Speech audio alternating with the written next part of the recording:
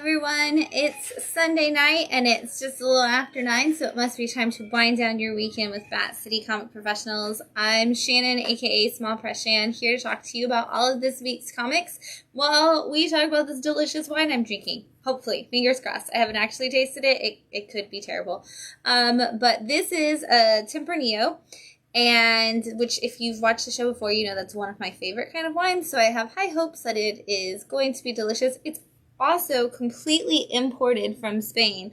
It has actually on the back, it even has like the import label on it. So this is an import. It's called Vuela de Familia Bastida. You can't tell that I grew up in a house where people spoke Spanish all the time at all when I say that. But I'm really excited to try it, especially with all these stamps for actually having the like import labels on it. So I'm gonna give it a try and see what we find out.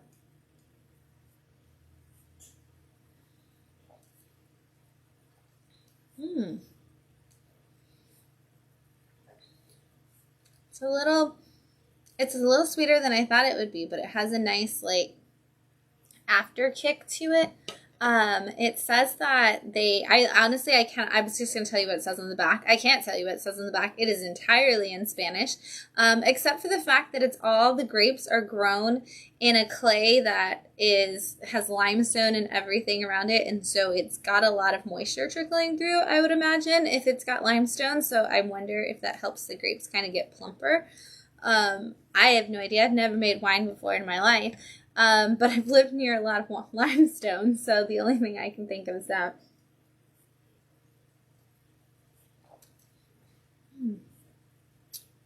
You can taste the grapes.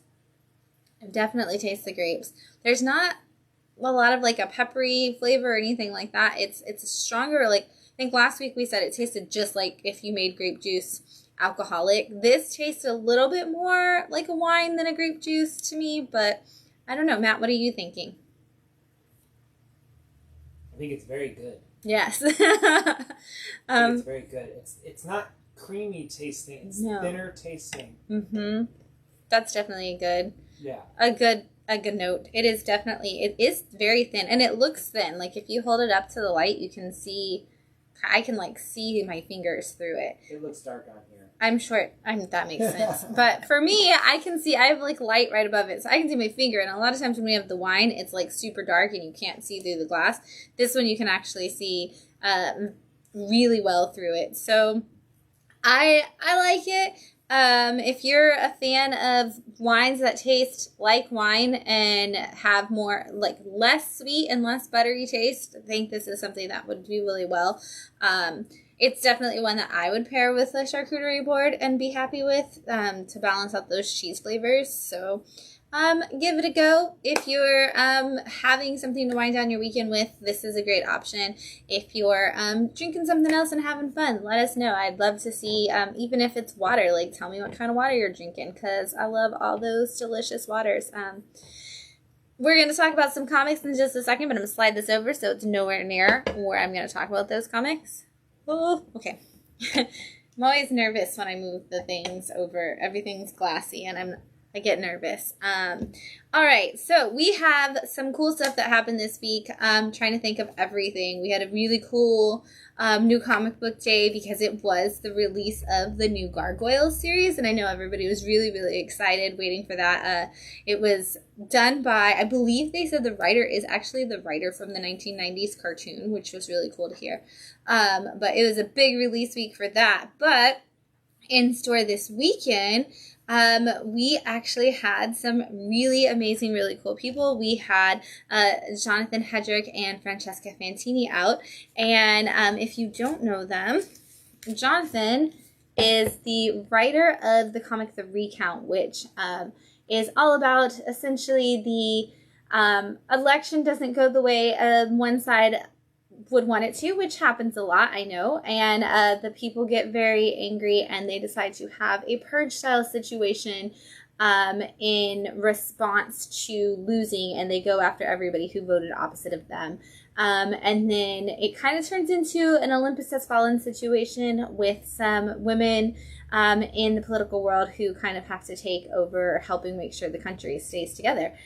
We have copies of the trade paperback. This is the first 4 issues plus the ash can, which really you're never going to get your hands on. And it was a 4-page ash can. This is kind of the only way to get that now. And these trades are all signed by Jonathan, which is super cool. Thank you so much for that, Jonathan. He also signed a few copies of some of his other series that we have, like Freak Show Night. And we do have the extended versions. I'm going to hold them up together. This extended version actually has, this is Freak Show Kingdom, Freak Show Night, and Freak Show Princess all in one. So it's kind of, that's another one that's hard to find some of those single issue one-shots before. And so this is a great way to get both of those. But these are also signed, and they are the only 2 copies I have, and the only 2 copies, therefore, that I have signed. He also signed a couple of his books from Source Point, Hyper Aware, that recently came out. I'm super excited about that. He signed copies of issue 1, the 3rd printing of the Recount. This is another one that's really hard to find in stores, outside of the Scout store, so I'm happy we got that. And then he signed Caffeinated Hearts, which was his one-shot from Source Point, and this is one of my favorite books in the recent weeks. It just gives you a warm, happy feeling all about a barista who we just see her day. She works at a space cafe, and you kind of see what it's like to live a day in her shoes, and some of it goes really well and some of it doesn't, but you get that beautiful, at the end of the day, it was all worth it kind of mentality and a warm, happy feeling, and I loved this book. So if you're just looking for a happy, uplifting one-shot, this is a good one, and these are signed by Jonathan. And then Francesca was here too, and she signed all of the issues we have of Stake, which unfortunately doesn't include issue 1. But I'm really excited to hear that there was some news coming for volume 2 of Stake. So if you are a staker and you're excited about volume 1 and you want to keep going, don't worry, there is more to come with that for sure. And then she also signed my few remaining issues of Artemis and the Assassin, which was a book she worked on for Aftershock. And I loved this series, and I'm hoping, fingers crossed, that someday we get more of it as well. But we have copies of those in stock. I just want to thank them again for coming out. It was a lot of fun. We basically had a big party all day, getting to talk about comics that we love and upcoming books that they have and upcoming books that we're all excited about on the shelf, like whoever they're by. So it was super fun to hang out with them all day. And a super shout out to Tim and Gretchen, who came out and had their booth outside. Hopefully we're going to get to see them coming out to the store a lot more with all of their goodies. Tim had his art, and Gretchen had all of her cool crafts. She had some amazing tumblers and some earrings, and she's got a lot of other really cool stuff. So if you're a Bradenton local and you're looking for some cool art, whether it's to hang on your wall or drink out of or wear on your body, they've got tons of stuff. And we will make sure, if you don't have the links, we'll add them on here later so you can check it out. That said, we've got a ton of stuff coming up this week in the store. Wednesday is obviously New Comic Book Day. Thursday night is our Geek Girls Nerdy Girl night from 7 to 9 p.m. I just made that really early. From 7 to 9 p.m., we are going to have, our classroom will be reserved for our nerdy girls who come out. If you are female identifying and you love nerdy stuff, this is your chance to meet other locals in the area and kind of talk about all the stuff that makes you nerd out. We'll have some snacks, we'll have some wine, we'll have some coffee and tea. There's something for everybody. So come out and join us for that. And then Saturday is the 3rd Saturday of the month, so we'll have our kids comic creation workshops. They are multiple times throughout the day. If you want to come, I believe it's 11:30 and 2 p.m. You can come out, bring the kiddos, and learn how to make some comics. It's a lot of fun. Those take place in our classroom, and they're 100% free. And then Sunday, the 18th, from 1 to 5, we have Austin Janowski coming. He is the writer of Stanley the Snowman. I'm going to grab that really fast. Stanley the Snowman in nonstop trade form out this week from Scoot Comics, which is the kids' imprint of Scout. He is going to be in the shop signing copies of this book. He's going to be bringing some of his own goodies as well, and then there will be snowman crafts going on. So come out, make some kind of special snowman craft. Hear some of Stanley the Snowman read aloud during a special story time, and get to meet Austin Janowski. So that's happening Sunday the 18th from 1 to 5. It's going to be a lot of fun, and we're going to talk about Stanley the Snowman some more in a minute because that trade came out this week, and I'm excited. We're about to jump into some new comics. I'm going to take another drink of this amazing Tempranillo wine.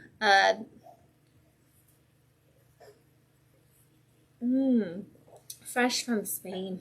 Delicious. I'm also going to share this post so that everybody can join us. If you are watching this live on Facebook, thanks for tuning in. We do this every Sunday night at about 9 p.m. If you are watching it later on YouTube, don't forget to like and subscribe so you get the notifications for when we post up the next video. Usually it's the day after the live, but it's always good to have that notification set so you don't miss it. Oh, thank you. Dad says, I was here today. Thank you for stopping in. Oh my gosh, we love it. And thank you for watching already, coming in and watching this amazing. I'm going to talk about some books. There are some good ones this week for sure. I just told Matt, I was like, I don't know what my pick of the week is. And he was like, which one's your favorite of the week? And I was like, all of them. There's something about all of them that I love. So it's always hard for me to narrow it down. So we're going to talk about all of the ones that came out. And halfway through, I'm sure I'll start yelling, this should have been a pick of the week, on every other book or so. But we're going to start with Vault Comics and End After End, Part 4. If you haven't dove into End After End yet, you may not know what it's about. So the overall story here is a guy who lives in our world somehow gets sucked into kind of like a fairy tale world and is basically living his life as if he is on some D&D quest that he didn't sign up for. What you see is battles and action and him kind of being the guy who has no idea what's going on and no idea how to be a part of it and why he's fighting this battle. And they're like, well, you get used to it. We didn't know when we got here either, but here we are. We're all on this quest together. But issue 4 is the first time we kind of get to see some of his life in the real world.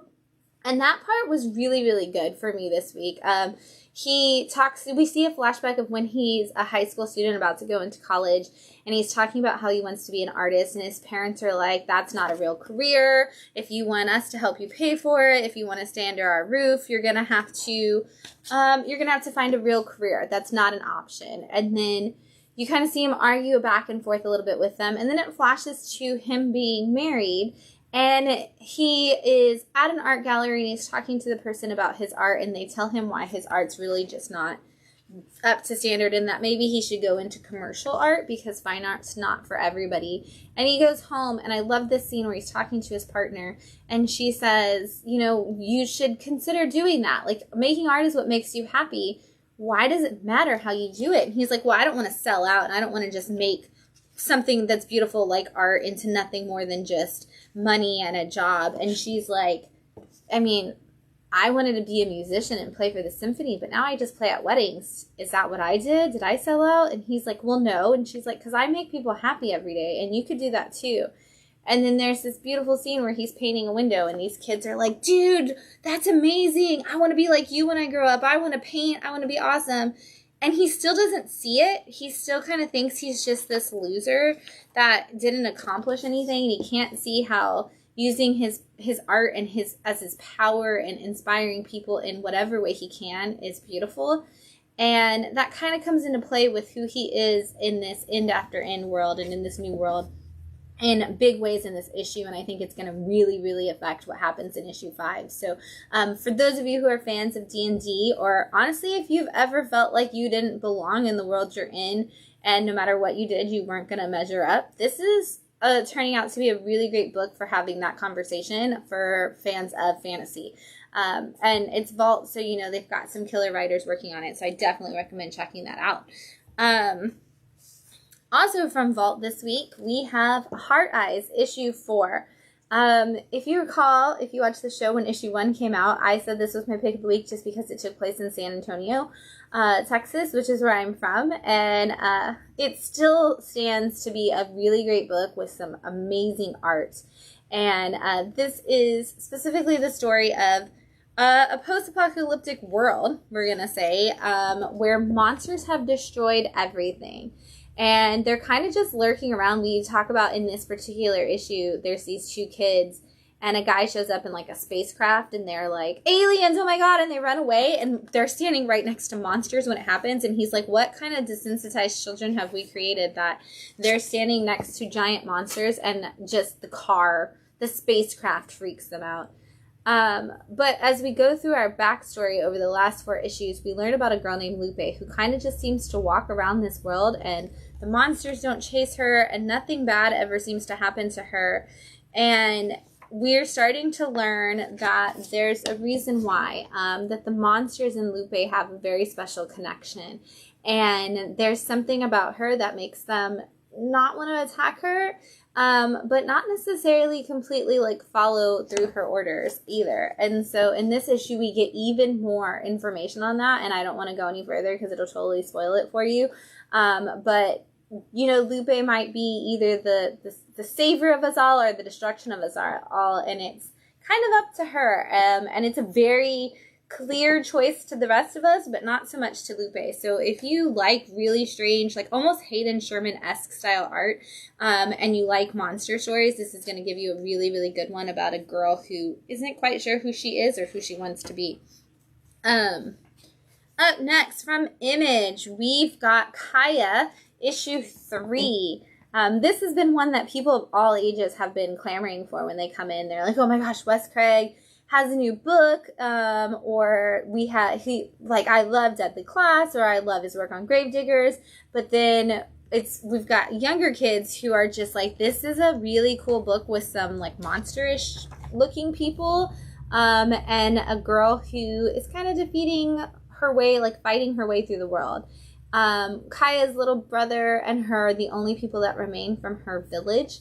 And he is the prince, which is funny because we never talk about whether or not Kaya is considered a princess and has any like chance of ruling the world. But she is trying to get her little brother to the priest that can help him take over and ordain him officially the new prince. And they have teamed up with a group of lizard people. And Kaya has a special connection with one of them who may have been promised to someone else, even though he's kind of in love with Kaya.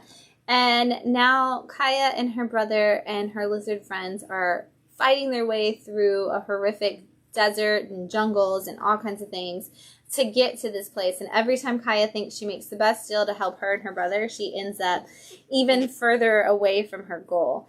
It's really just a fun book about a family dynamic, like that brother and sister taking care of each other. Like, even though he's younger and he's kind of a spoiled brat, he has a lot of moments where he is doing a really good job behind the scenes of taking care of Kaya. And of course, she's the brave one, who's literally physically taking care of him. But it's super cute, and it's great for all ages. So if you're looking for a book you can share with younger people in your family, this is a great one to read together. And we're on issue 3, so there's still time to catch up. From Boom Studios, we have issue 2 of Behold Behemoth, which is actually written by Tate Bromble, who worked on the House of Slaughter book series for the most recent volume that just came out. So it's kind of one of those books that I went in knowing was going to have a detailed story and crazy world building, and it definitely does. In issue 1, we find out that in the now, we follow a social worker, and he seems to be having these weird visions, or at least he thinks he's having these weird visions of the future, and in the future, everything has been destroyed. This is just a beautiful splash, double-page spread for a title. He thinks, like, he's having these visions of the future and the world is destroyed, but when he awakes from these visions, he's lost all this time, and everything is destroyed around him in the real world.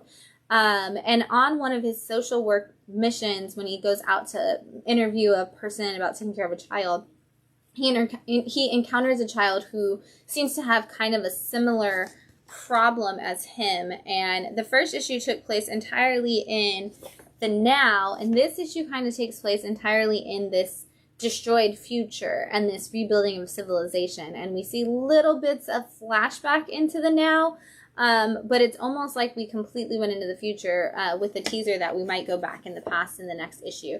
This one is crazy. If you are interested in things like House of Slaughter and those monsters and the like build up to what it's going to be and where we got there, and this interaction of like the one adult who should be good with kids but somehow isn't, Behold Behemoth is definitely a good one. And with this story, I can see how James Tynion was probably like, oh, this is definitely somebody I want to work on my Slaughterverse. You can definitely get that from here, and you can see why Boom is like, hey, take some more space in our listing tape rumble, because this is going to be one that you definitely want to be watching along the way and reading for sure.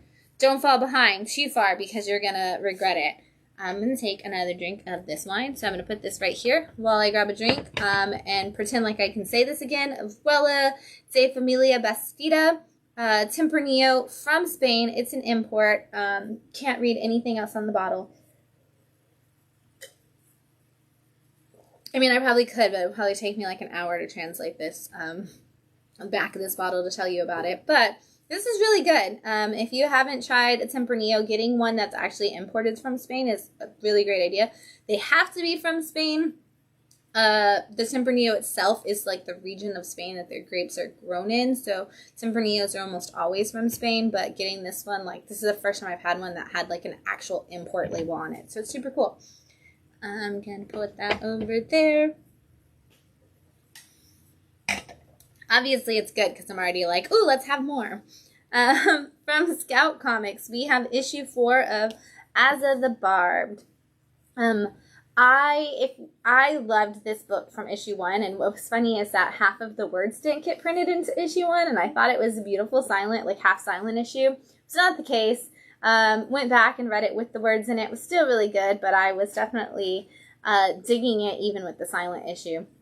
This is the story of a young girl named Azza, and in her culture, whenever you turn a certain age, you are marked, and most people are marked with these beautiful designs on their faces that are floral, and they like symbolize their powers and their wonder. And Azza was marked with barbs, like barbed wire, vines, and things. And so she was sentenced to watch this temple where an evil spirit had been residing, and they were supposed to keep this demon at bay forever. And somehow the demon gets out and possesses Azza, and Azza is trapped in the body of another woman. And at this point in the story, we have kind of started trying to figure out what exactly happened. So you get this little mythology back here, which I love on this page, where you get the folklore style art blended into it. And Azza and her sister and her friend have all kind of bound together because the village doesn't seem to want to listen to Azza, and they don't want to figure it out. And as we go further and further into the story, we find out that there's definitely more to it. There's possibly some lying from the village. There's some lying from the gods, possibly, and a really great way of bonding for these three. I'm really looking forward to more from Azza's friend. She's made cameos in like every issue, and this one we kind of start to see her, and then they pull back on it really fast, so I feel like there's going to be something going on with this friend that we haven't gotten all the info on yet. But this is definitely a fun one. It's one of those where when I see it's out that week, I'm like, ooh, yeah, it's an Azza week. I can't wait to see what she's up to. Kind of has that young adult novel feel where you're like, these are my friends and I just want to hang out with them for a minute. It definitely has that. So I recommend this one. It is safe for all ages as well. So I think it's probably teen and up, like, or tween and up, because it's got like the hints of like foul language, but not like a lot of it. So yeah. Up next from Source Point, we have A Guardian Chapter 2. This is awesome. Not only is this a gorgeous, like, brightly colored cover, but this is a very high fantasy book. This is one of those where everybody has, like, it's like, oh, this race was in a war with this race, and then this kingdom, and these kind of people came from these gods, and you have to keep up with it. But not only that, people come and go quickly in this book. It's like they introduce characters and then you're like, oh, I guess that character's not in here. It's anymore because that happened. It's kind of like reading a George R. R. Martin book where one moment you're attached to a character and the next moment that character doesn't exist anymore. But in this particular issue, we follow all people from all three regions of this, and we learned in the first issue that as long as men exist, there will always be war, and there's nothing that can stop that. And there is one goddess that needs to be protected to ensure that war never becomes, destruction never completely gets out of hand. And there is a guardian at the wall that keeps that particular person safe. And everybody's kind of trying to get to that magical being inside of it that's possibly a god, a goddess. And so in this issue, we kind of just see how bad that war can get and who's responsible for what, and is anybody really innocent in war, and is anybody actually trying to make things better. We get a lot of that in here, but again, come and go quickly. So I promise you, don't get attached to anybody in this book because you're just going to have your heart ripped out. But that's A Guardian from Source Point Press, and it's only on issue 2, so don't miss it. Up next, from Sumerian, we've got the Purple Oblivion, issue 2. This is from your team behind Heavy Metal Drummer, so you know whatever I'm about to show you is going to be insane. Everything inside of this book is crazy, and there's nothing else to say. In this particular story, we have, oh, that is the phone. In this particular story, do you want me to turn it off? Okay. We've got a guy who, in issue 1, went to eat at a cafe, and he found a woman who was sitting there who could offer him some drugs, and she did. And then now he can't stop thinking about them. He's obsessed with the drugs that she gave him, and he's like, oh, I have to go back and I have to find her. But we learned at the end of issue 1 that she is working with this scientist, and the drugs are helping them create really crazy parasitic experiences for people. And so she is waiting for this because she knows this guy is going to be hooked and he's going to call back. And when he does, she kind of has him come over, and she's like, oh, I'm just your dominatrix for the night. It's just what it is. And she gets him to take the drugs again. And once he passes out, she knows she can use him for whatever experiments and things to come. We still don't really know what all that entails, but the little hints of it that we got in this issue definitely told us more about what that is and where this is going, and it's going to get strange. I'm actually going to pull this up because Matt had to run to go take that phone to the other room, so I'm just going to hold it up to you so you can see how crazy drippy some of this art gets. It's one of those books where things are going to get crazier before they get less crazy, and I don't know, I can't say until they get normal because I don't think anything ever got normal again in Heavy Metal Drummer. We have a couple of subscribers who started talking about Heavy Metal Drummer online with the creative team, and they were talking to themselves. The creative team jumped in, and they were telling them about all their theories, about possibilities of how they could be all in one shared universe, and they didn't say no, but they didn't say yes. So I'm interested to see how all of these, like Heavy Metal Drummer, Purple Oblivion, and what we're going to talk about later with Firstborns, how they might all connect. I'm going to take another drink since Matt's not here anyway, and it's just me and you guys, so let's snag a drink of this delicious wine. That's good. I love Tempranillos, and oh, thank you, Daz. Daz says, cool place, love the live stream so far. I'm glad you and your family all enjoyed it, and I hope you dove into some of those books that y'all got today, because there's some good ones in there. I know you've read some of them, but hope you got into the ones you hadn't. And Nicholas, I'm so sorry that you're sick. I hope that everything's okay down at Mysterium. If you guys are in the Bradenton, Sarasota area and you haven't been over to the Mysterium escape rooms, downtown Sarasota across from the Hollywood Theater, I definitely recommend it. If you are a Bat City customer, you can take your receipt Monday through Thursday and get 20% off your escape room experience. And then if you go check out Mysterium and you bring your receipt back over here, we'll give you 10% off your purchase any day of the week. So you should do that. Check it out. It's a fun experience for sure. And I hope you feel better, Nick. From Image Comics, we've got issue 7 of Seven Sons. Now, I severely thought that this series was only going to go to 7 issues. I thought it was going to be like each issue, like, the 7th son of the 7 sons, and like we were just going to, 7 is the number of completion. I kind of thought that that's where all of this was going. And then it just opened up a whole bunch more stuff in issue 7. So I know we're going to get at least one more issue, but could we possibly get even more? Who knows? But if you haven't read Seven Sons, this is Jay Lee's return to interior art, which we haven't seen in a really long time. And in the story, we have 7 sons who are identical twins who were all born to be the potential savior of the world. One of them is rumored to be the reincarnation of Jesus Christ.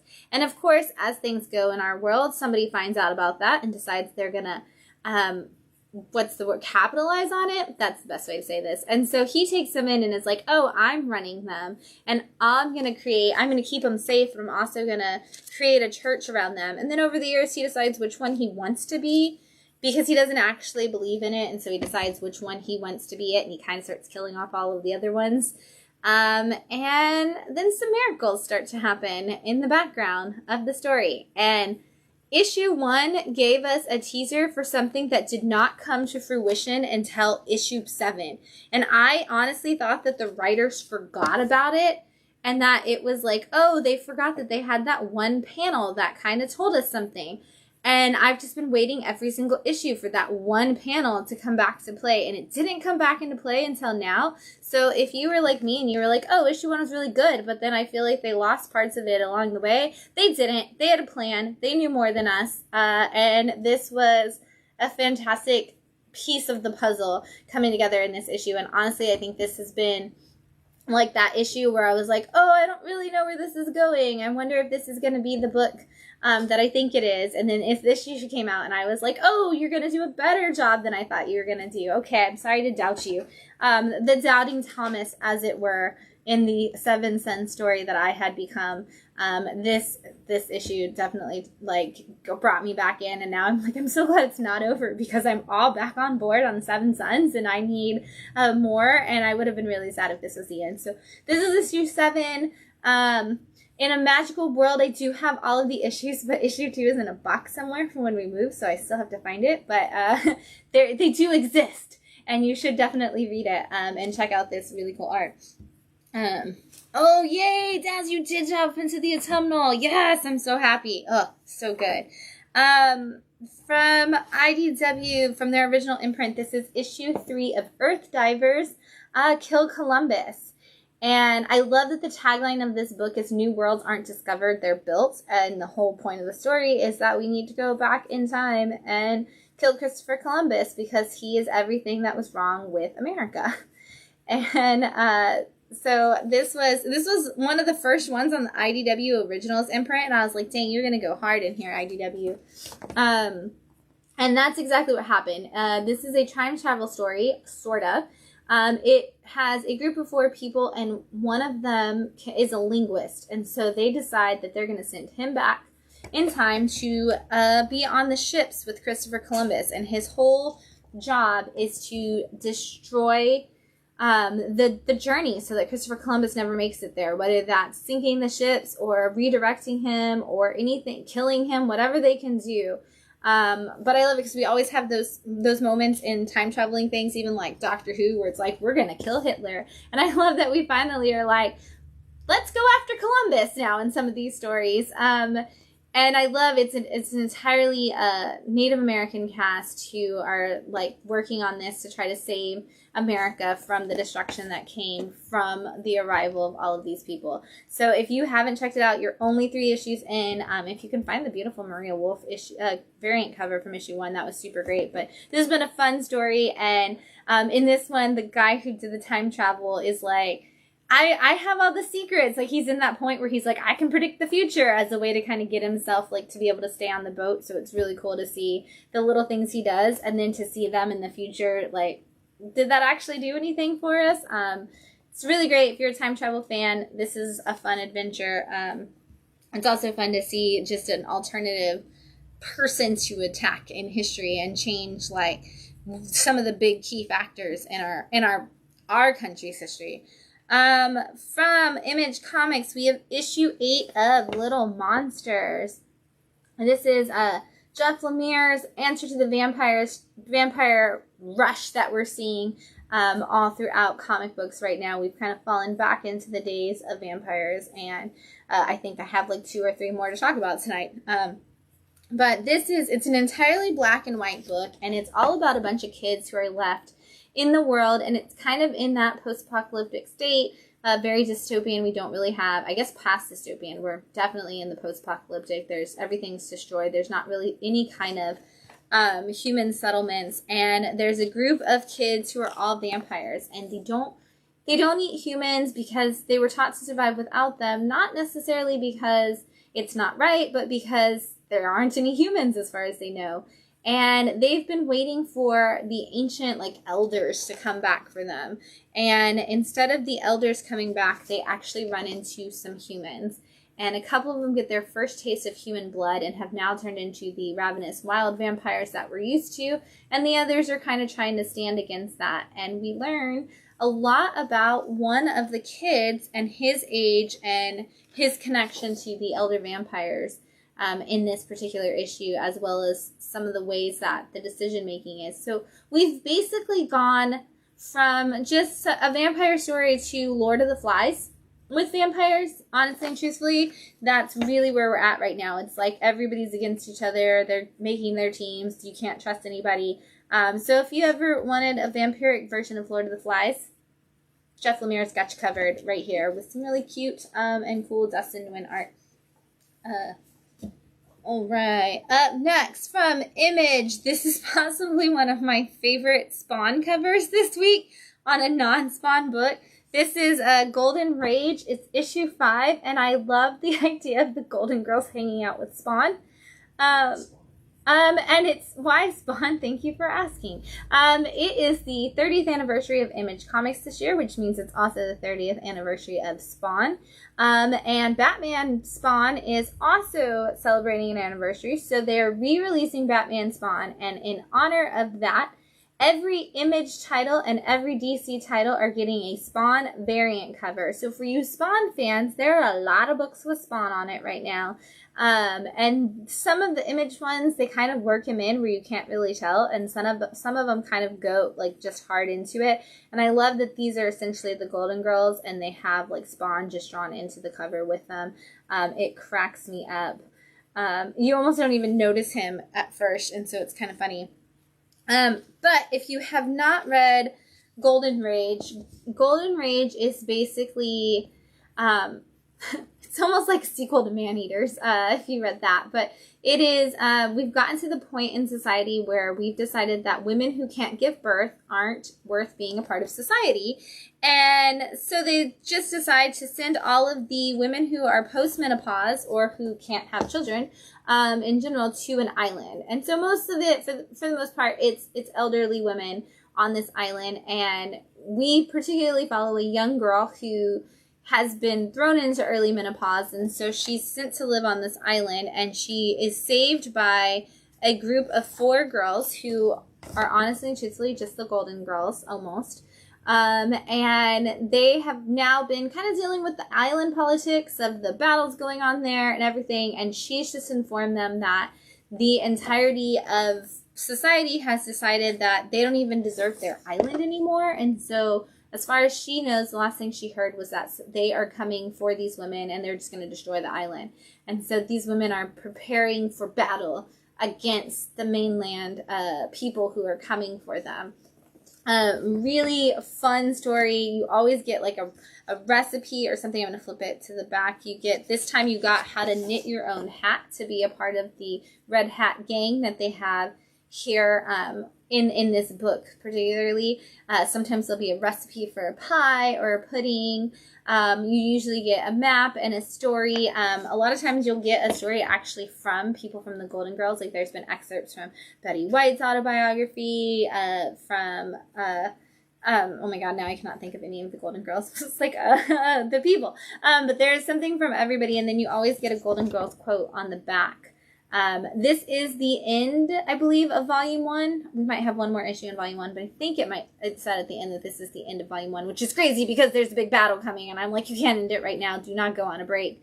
But it looks like we are. So, Golden Rage, issue 5. Now's the time to jump in, check it out, get caught up before that big battle comes your way. Also from Image, we've got The Least We Can Do, issue 4. This is from one of my favorite creative teams, Yolanda Sandifini, and Elisa Rambolo. Okay, there you go, I got it right. I was like, I'm going to get this wrong. But they have done a lot of my favorite books recently, and this is like Alice in Wonderland and so many other ones. But this particular story is kind of their Harry Potter meets Steven universe. It follows a young girl who wants really, really badly to be a part of a rebellion that's trying to save society. And in it, in this world, everybody that is able to fight with magic and powers, they have these gems, which is the Steven universe kind of connection. You get these gems and they give you power, and it's supposed to be something that you have to either like be born into or something that you take from someone forcefully in order to gain their power. And our young girl is very much the bookish girl. She wants to just learn her way into it. And she doesn't really know anything about battling, and she's constantly just like asleep in the library. So, I mean, if Hermione would have been the chosen one in Harry Potter, this is kind of what we would have seen. Except she's not necessarily chosen. She's just choosing to do it herself, which I absolutely love. I think we have a lot of books where we have a chosen one, and it's like, oh, well, I'm doing this because I have to do it. I'm going to learn how to do it because I'm supposed to. She's like, I wasn't chosen for any of this. I don't necessarily have this power, but I read about it in some books, and I think that this needs to happen. So I went out and found out, and now I'm going to do it. And so she's been training, and we're starting to finally see her go out on some battles and connect with the people that she's working with. If you're a fan of any of those kinds of books, Percy Jackson, Harry Potter, or the Steven Universe show, or anything like that, you need to jump into Least We Can Do. Such a great, the creative team has such a good way of those interactions and developing those one line of dialogue relationship builders, and this is a really good example of how to do that in a fantasy book. I love this book. It's so good. And it's only on issue 4, so you haven't missed the whole thing yet. This is not an indie book, but it's by Tom King, so it might as well be. This is Gotham City Year 1, and this is issue 3? Yes, 3. So I'm going to tell you what this book is about, and then in 5 more issues, Tom King's going to change the entire story, and I'm going to have been completely wrong. But this follows, like, Bruce Wayne's great-grandparents or grandparents. I can't remember how far back we go. And somehow Slam Bradley is there. Don't ask me. I don't know the timelines, but the detective who has been a part of all of the modern Batman stories is somehow in this olden time, so maybe he's like an original and it's a junior, like later on working with Catwoman. But it's DC, I gotta find pages on ad. We have a story of the Princess of Gotham, the child of the Waynes, has gone missing, and they hire Slam Bradley to try to solve the mystery. And meanwhile, he's only actually hired because that's who the bad guys went to. And so you just get a classic detective story in a Tom King kind of way. So you're getting all these characters who you've heard of in the background of Gotham stories, but you've never actually had a chance to see much from, or you don't really necessarily remember. And Tom King kind of gives them new life, and he is doing a really great detective story. I know a lot of people were really into the Rorschach story he did because it kind of gave, like, it was kind of another, like, whodunit, like, mystery, solving it all in there. This is the level of detective work that I wish I would see Batman doing. In every issue. Like, Bruce Wayne needs to be this kind of detective, and I'm like, and Sam's like telling him this story, and I'm like, oh good, maybe this will teach Bruce how to be a detective again.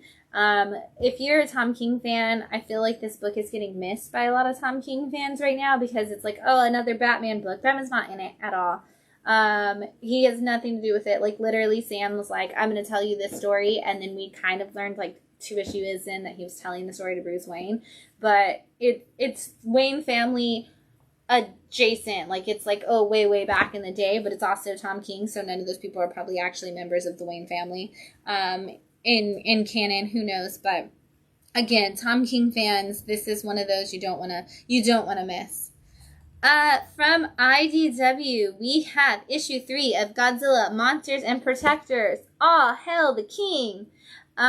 You know me, you know I'm a huge King Ghidorah fan. I also really love Mothra, and this book always gives me everything that I want. Volume 1 of this series, Monsters and Protectors, showed Godzilla fighting Biollante. And Volume 2 shows Godzilla having to deal with King Ghidorah. What I love about this book is what I love about Godzilla stories in general. I love when it's not monster attacks and it's stories about people. And this follows a group of kids who are all considered protectors. And so they have the ability to reach out to Godzilla through their dreams and through other methods. Look at this awesomeness of King Ghidorah, though. And so these kids they're kind of the ones who work with Godzilla. They're kind of like the Mothra twins, where they can reach out to Godzilla and bring him out when they need to. And in this Volume 2, which you don't have to read Volume 1 at all, but in this, there's a new girl in their group, and they're not sure about her because one of the boys thinks she's not a protector, but the Mothra twins have told them that she is and that there's something that is going on and they need to keep her close. And so, meanwhile, we've got some people who have awoken the alien monster King Ghidorah. And Ghidorah is there and the kids are like, shouldn't Godzilla do something about this? And they try to get Godzilla's attention. We get a lot of Godzilla versus Ghidorah action. And then this isn't the end of the series, so a lot of stuff happens in this issue that makes for a very big dun-dun-dun moment at the end that I'm not going to spoil for you. But if you like Godzilla, and if you have little ones in your life who like Godzilla, this is technically a kid's book, but I will read anything that has Godzilla in it. So you definitely, if you're a Godzilla fan, you just need to grab it. I'm going to take another drink because this is so good. And if you missed it, I'm drinking Vela de Familia Bastida, which is a Tempranillo, which is a wine from Spain. And I am enjoying it very much, and also it's super helpful when talking about all these books. Up next, from Vault Comics. I'm very excited because it seems like Vault has been hit with a lot of the delays recently, so it's nice to have a lot of Vault books out this week.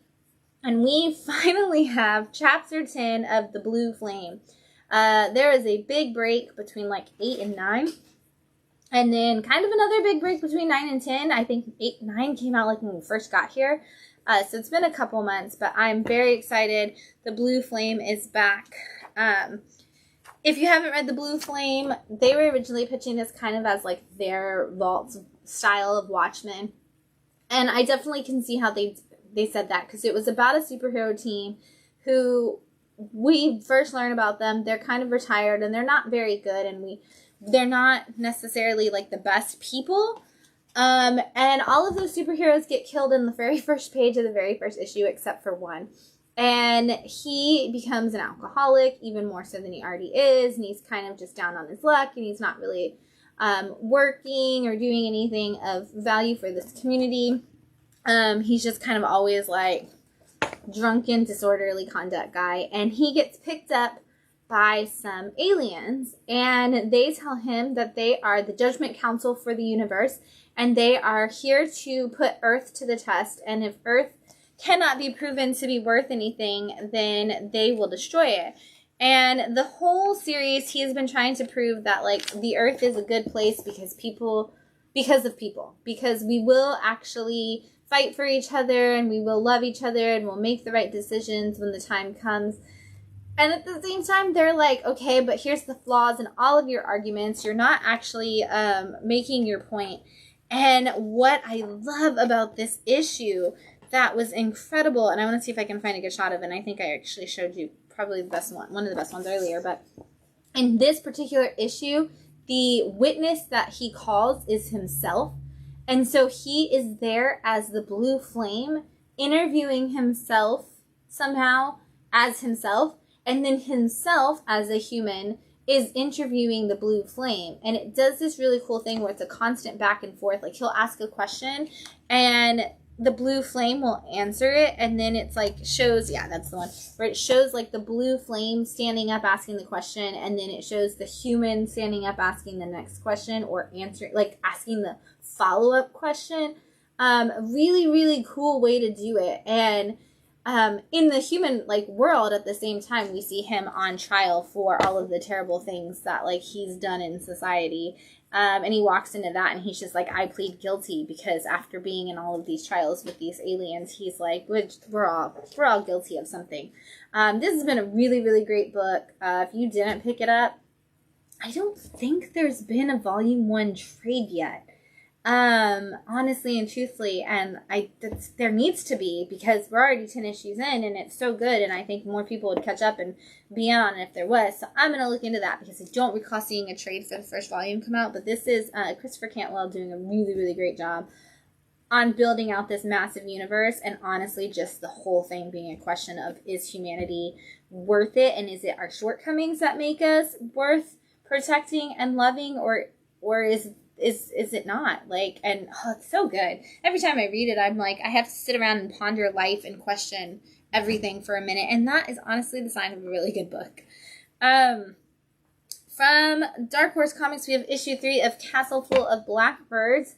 This is from your Hellboy universe, and this one is actually Mike Mignola writing it.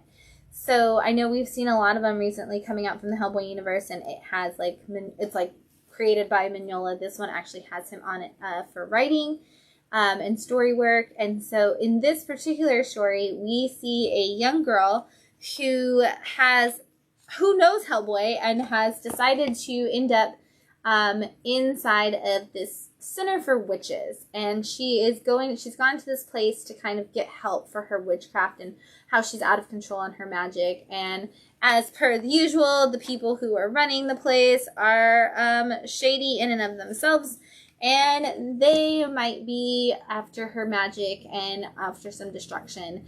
The books like these that are from the world of Hellboy, I always tell people who are interested in getting into Hellboy, like, these are a good starting point, because a lot of times you don't have to know all of the historical background of the story. You're not coming into the massiveness of the universe. That's really spoilery, and I don't want to show that. You're not having to fit into the massive universe of Hellboy that already exists, but it kind of gives you a little bit about that universe and introduces you to a lot of the characters. So when you do dive into Hellboy, you won't feel completely lost. I love these. I've never read all of Hellboy, and I always read all these from the World of Hellboy books, and I'm like, ooh, that was good. I should probably read Hellboy, all the rest of Hellboy, everything that's connected to it. But if you have, and you're not reading these, just know that Hellboy has not stopped. It's still going in a million different ways. Also from Dark Horse this week, we have issue 2 of The Ones from Brian Michael Bendis. If you didn't know, he moved over to Dark Horse, and he's taken all of his old original properties with him, and he's creating a bunch of new original properties. And honestly, I think that's the best things that Brian Michael Bendis does, is he creates all those new universes. And in this particular story, he has a group of people who are all the chosen one in some capacity, from different worlds and different parts of our world. They all had some prophecy about them. And in issue 1, a guy named Wilson brings them all together and tells them that the Antichrist is going to be born and they have to stop it. And they all say, not really our problem. And he's like, what? That is exactly your problem. And they're like, no, we had our prophecies. We solved them. That's not our problem. We'll just let it see how it plays out. And that panel I just showed you, that's how it played out. Not well. And so in this particular issue, we get a backstory of how Wilson was selected to be the one to bring them all together, and the history of his family and all of the work that he's had to do and all the people he works with. And in this issue, we're kind of trying to fix everything that we messed up in issue 1. And it's not going well. It's not gonna go well. I don't really see how they're going to recover this anytime soon, but it's hilarious watching them try. And we're starting to see a lot about each of these characters, and not only in how they like fight, but in the conversations they have and the way they interact with each other. And we're going to learn a lot about this Antichrist soon, and I'm kind of excited to see where that goes. So if you're just looking for a fun book about the end of the world and some people who make some bad decisions, this is definitely a good one for that. You laugh a lot during this book, and so if you're kind of missing those days when like that was how you felt, like Brian Michael Bendis had a lot of like good laughter and fun in his books, and you kind of wish like he had those original concepts and stuff again. This is bringing all that back, so grab the ones. And it's only on issue 2, so you still have plenty of time. Also in issue 2, we've got from Source Point Press, the Argus. This is a time-traveling story. This is all about a guy who wakes up one day and is kind of kidnapped by a bunch of himself from different points in time. And he finds out that he not only invents time travel, but he's also the destruction of time and of the world. And now all of the different hymns from different points in time have come together to stop the bad hymn from destroying everything. And the only person who can really fight it is him. So they had to go back in time and get him. And now they're in a little pocket out of time to train him and try to get him on board with them and get him ready to fight. And he's not good at it. And he's not prepared, and things just go really, really bad the whole time, in this issue. Like everything that like should be, oh, we taught you this, he just can't get it. And, honestly, this is your action movie version of time travel. If you were like Arnold Schwarzenegger has never done a movie, or he has, so that's not really helpful. I'm like where that feels really sci-fi, but like if you put like an Arnold or a Sylvester Stallone or somebody like that just in a time traveling movie, and it was just that one actor and like for the most part mixed with like a bunch of younger actors that were also supposed to be them, and they're just fighting themselves, it's kind of what you get in this book.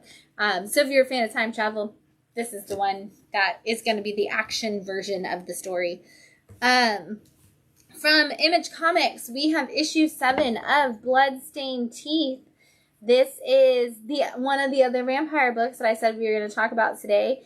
We are at the height of vampires all over again in pop culture. I've seen Twilight stuff everywhere again. There was I think in this book, actually, they're reading Twilight. And you can see the cover, and I'll show you in just a second. But in this particular story, we follow a vampire who is a firstborn. And firstborns mean that, like, they are vampires. They weren't, like, humans turned into vampires in the modern society. And he, over the course of time, has felt really bad for a lot of humans. And so anybody who was in, like, this dire situation, he turned them into a vampire to help save their life. And that's illegal, so the Firstborn Society and elders of the vampires and everything have come and said either he kills all of the people he turned into vampires, or he gets killed himself, which will also destroy all of the people he turned into vampires. So he has to hunt them all down and start trying to destroy them, and he can't do it because the whole point was he was trying to save lives, so he's struggling. His companion in this book is a guy that he killed a long time ago that he imagines being there. So it's like his imaginary friend, essentially, the ghost of people past.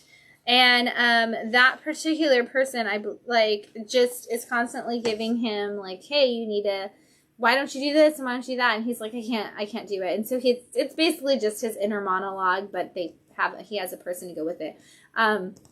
It's really good so far. I love the colors that they use for this book. I think it's fantastic. And I was trying to find the part where you could actually see him reading Twilight because it's funny. But in this particular issue, we do see him go to the person who's supposed to be able to help. There it is. Supposed to be able to help vampires with all of their like stuff that they need because he lost a hand along the way. And we learn about a bunch of other things and a bunch of ways that vampires hide in society. And I think that's going to come to play in a really big way in the rest of the story. But if you are looking for just, again, one of those like nice twists on the vampire story, this is a really good one. And the art and colors on it have been so vibrant. So it's a cool one. Oh my gosh. I'm going to take a drink only because I'm choking now. Also, wine is probably not the thing to take a drink of if you're coughing and choking because it's so spicy in your throat. Up next, issue 4, which we have gotten to the endings.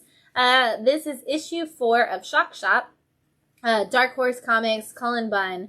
This is a double feature, essentially, and it's a flip book. So you read the first part of the issue is on one side, and then there's another story on the other side. And it's got its own little crypt keeper, who is a woman who runs a comic shop that's kind of an occult comic shop. And in this is the wrap-up of both stories. So the first story is about a man who is divorced from his wife, and he just really wants to see his kids, and she's like, you have to get your life together. So he rents a house, and the house is consumed by demons, familiar spirits in the house, these monstrous creatures. And at first they're fun and they help the kids and they make him happy. And then his energy changes as him and his wife start to get in fights, and his ex's parents start fighting with him. And as his energy changes, the response from the evil spirits changes and bad things start happening. And you just go from there, and it's super crazy to see what happens. And I love it because these needed open endings for these stories, which works really well with Cullen Bunn's writing style to not have to like put a bow on it. And then you flip the book over and you get the second story, which is all about a couple who's been struggling in their relationship, and their solution is to take all of their friends on a camping trip, which is not a great solution at all. And while they're in the woods, they end up coming in contact with a bunch of monsters, and the monsters start killing all their friends and attacking everybody, and they're like, where are these monsters coming from? What are they? And they kind of have the realization that maybe it's their fault, not just because they brought everybody into the woods, but because they're bad, like their relationship is toxic to them and everybody around them. Both stories wrapped up, like I said, without a bow on top, which is really cool because if they ever wanted to come back, but it kind of feels like those Tales from the Crypt kind of shows where it's like, that's the end, or is it? And then like the, monster smiles at the end. Really fun books. Honestly, I loved them the whole way through. Check them out. Oh my gosh. From Battle Quest Comics, we have issue 6 of Nomad, the Unconquerable. And this is the first title from Battle Quest Comics, and I cannot wait to see what else they have coming up for us in the future, because this book has been so fantastically done. The art on it is just really, really good. It's that very detailed line work with some really amazing like blue filter on top of it, which I think is great. We never see a blue filter. We always go sepia or black and white, and I think this cool blue filter was a great choice. And this is the story of Nomad. It kind of starts out a little bit like 300, where he's like, oh, I have to go out and I have to fight this creature to save, to prove my worth as the future king of this village. And he leaves behind his wife and his son, and he goes out on it, and he ends up on this quest.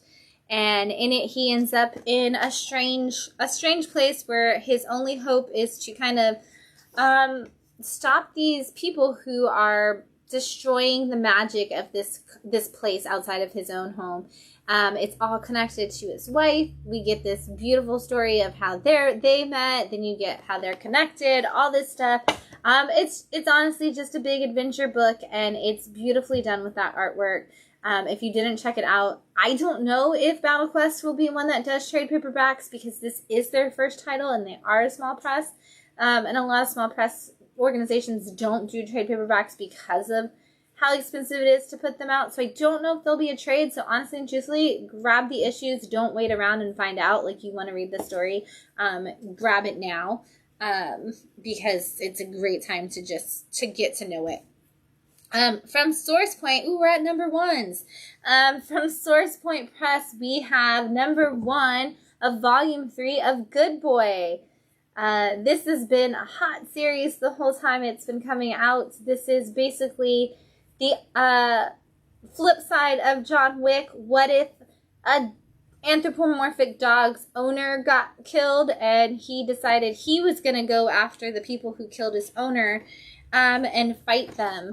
And that was kind of where Volume 1 started. In Volume 2, he's kind of like, I need to move on. I need to retire into this farm life. They literally have the farm that all the dogs go to. It cracks me up.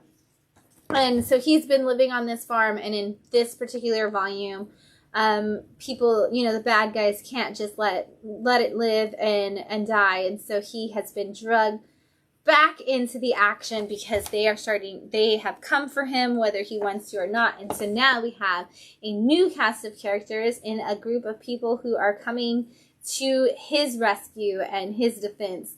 And so if you've been a fan of Good Boy the whole time, your world is getting a little bit bigger in this volume as the prodigal son returns to kind of help our lead dog on his case. So Good Boy, literally, this is one of the few that actually is anthropomorphic dogs when it has something to do with dogs in the title. You've got to check it out. From Scott Snyder and Tony S. Daniel, we have a one-shot for Noctera called the Val Special.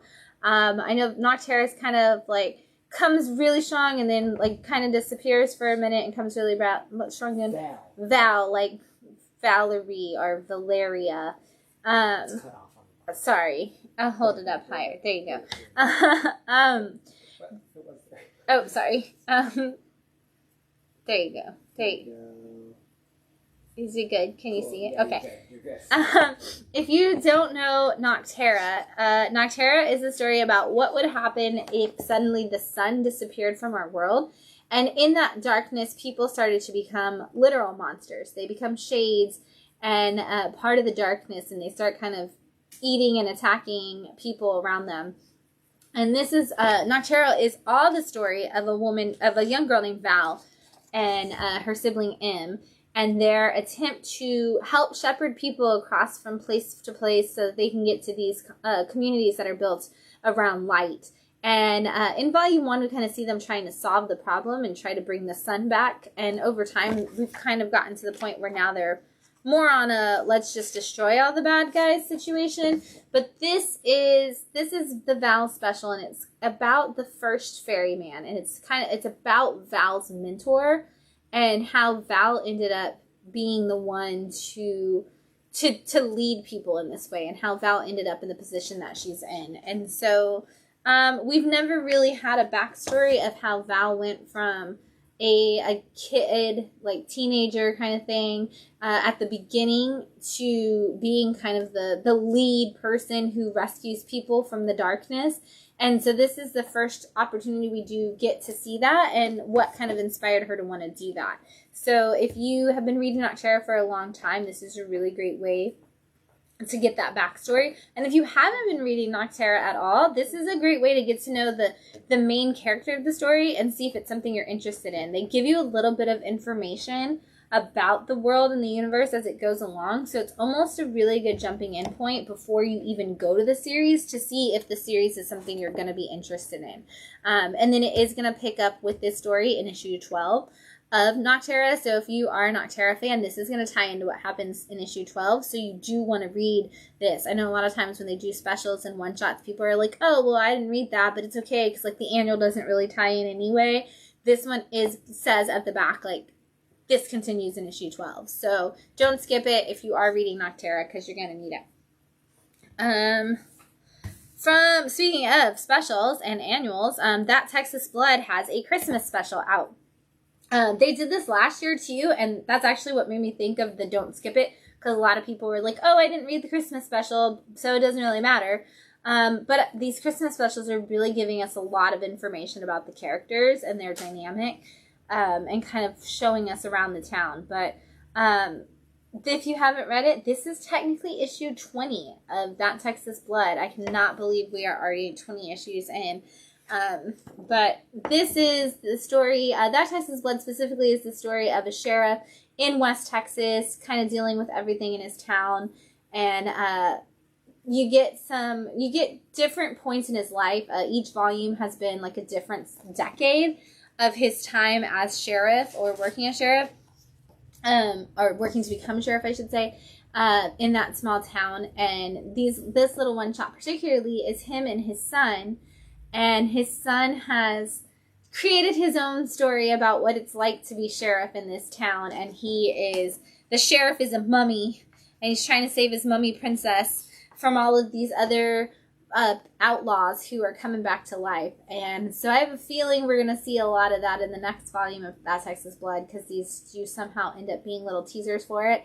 But I love the kids' imagination, and I love this, honestly, is something I'm going to use for our store, because it is all about encouraging a kid to use his imagination and build out his own comic and his own story.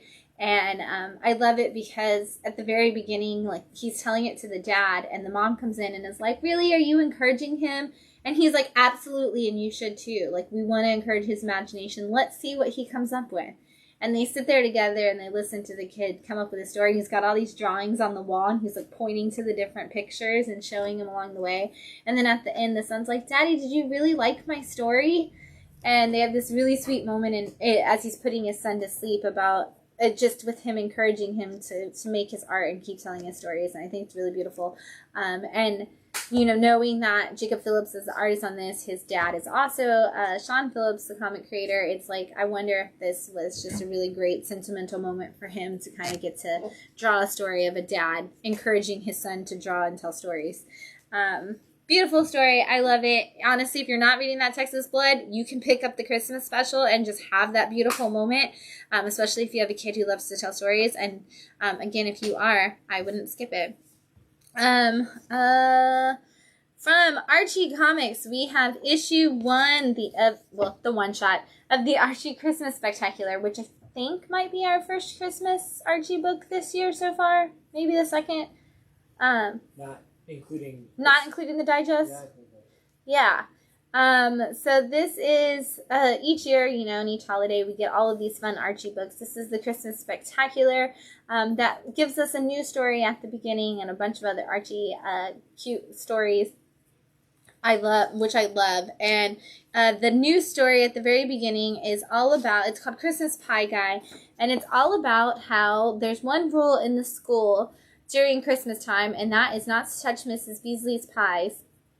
And of course, she is hunting down Jughead because she knows that he's after her pies, and she's got to stop him. And a really cute thing happens with all of the kids and Mrs. Beasley.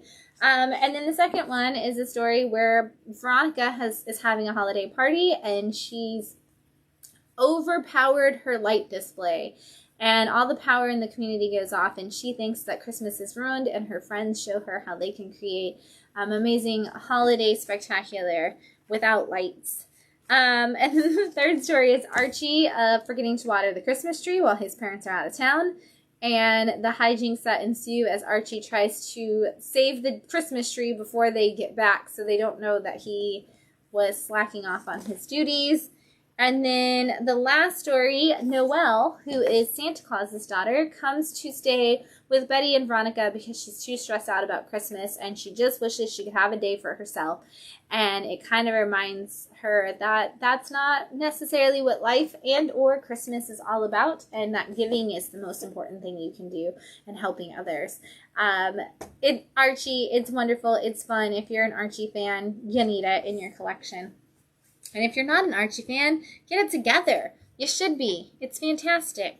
I'm going to take a drink before we get into some more of these number ones. So good. So good. Next up, from Boom Studios, we have number 1 of Know Your Station. This is, it's station meaning space station, but also your place in society. And this book follows people as they're living on a space station, and they're kind of in like a recreational home situation, and you see it's the first resort is what it's called, and they talk about everybody's jobs. They go through the whole C team, like the CEO and the CFO and the CMO and the chief science officer, like whatever they can put an acronym on, they're doing it. And then they introduce us to the person who's kind of the liaison for the staff, and it's her job to make sure not only are you enjoying your life on the space station and that you're being taken care of, but that the people who work there are. And that they're taken care of. And in this particular issue, we see that this isn't going to be an easy job, because not only does she have all of the terrible stuff that she has to deal with on a regular basis, but now there has been a murder. There's been a murder on her ship, and so they call in a landside detective to come up to the space station and help her kind of solve the mystery, because she's like, I'm just a security liaison. I'm just a staff liaison. I don't really work with actual crimes. And the crime that we have, I'm not even going to show y'all because it's crazy. And it's a great surprise. She's like, the crime that we have, I can't solve it. I need your help. And she brings up this detective, and things just get crazier and crazier very, very quickly. Like, this is one of those, well, that escalated quickly kind of moments. On every page on the last, like, act of the book. So this is going to be one where every time you read it, when you think something's going to get solved, it's just going to get worse. And I'm really curious to see where it goes. It was really well done, and I was like, oh, I'm so in. And then I was like, oh, this is a murder mystery? I didn't even know that this was going to be that. And then, like, more things started happening, and more mystery, and more destruction and things. So, and we're all in space, and in space there's not really a way to get away from it, but there's not really a way to prove your innocence necessarily. So I'm really curious to see where this is going to go. This is issue 1. I just recommend jumping in while you still can.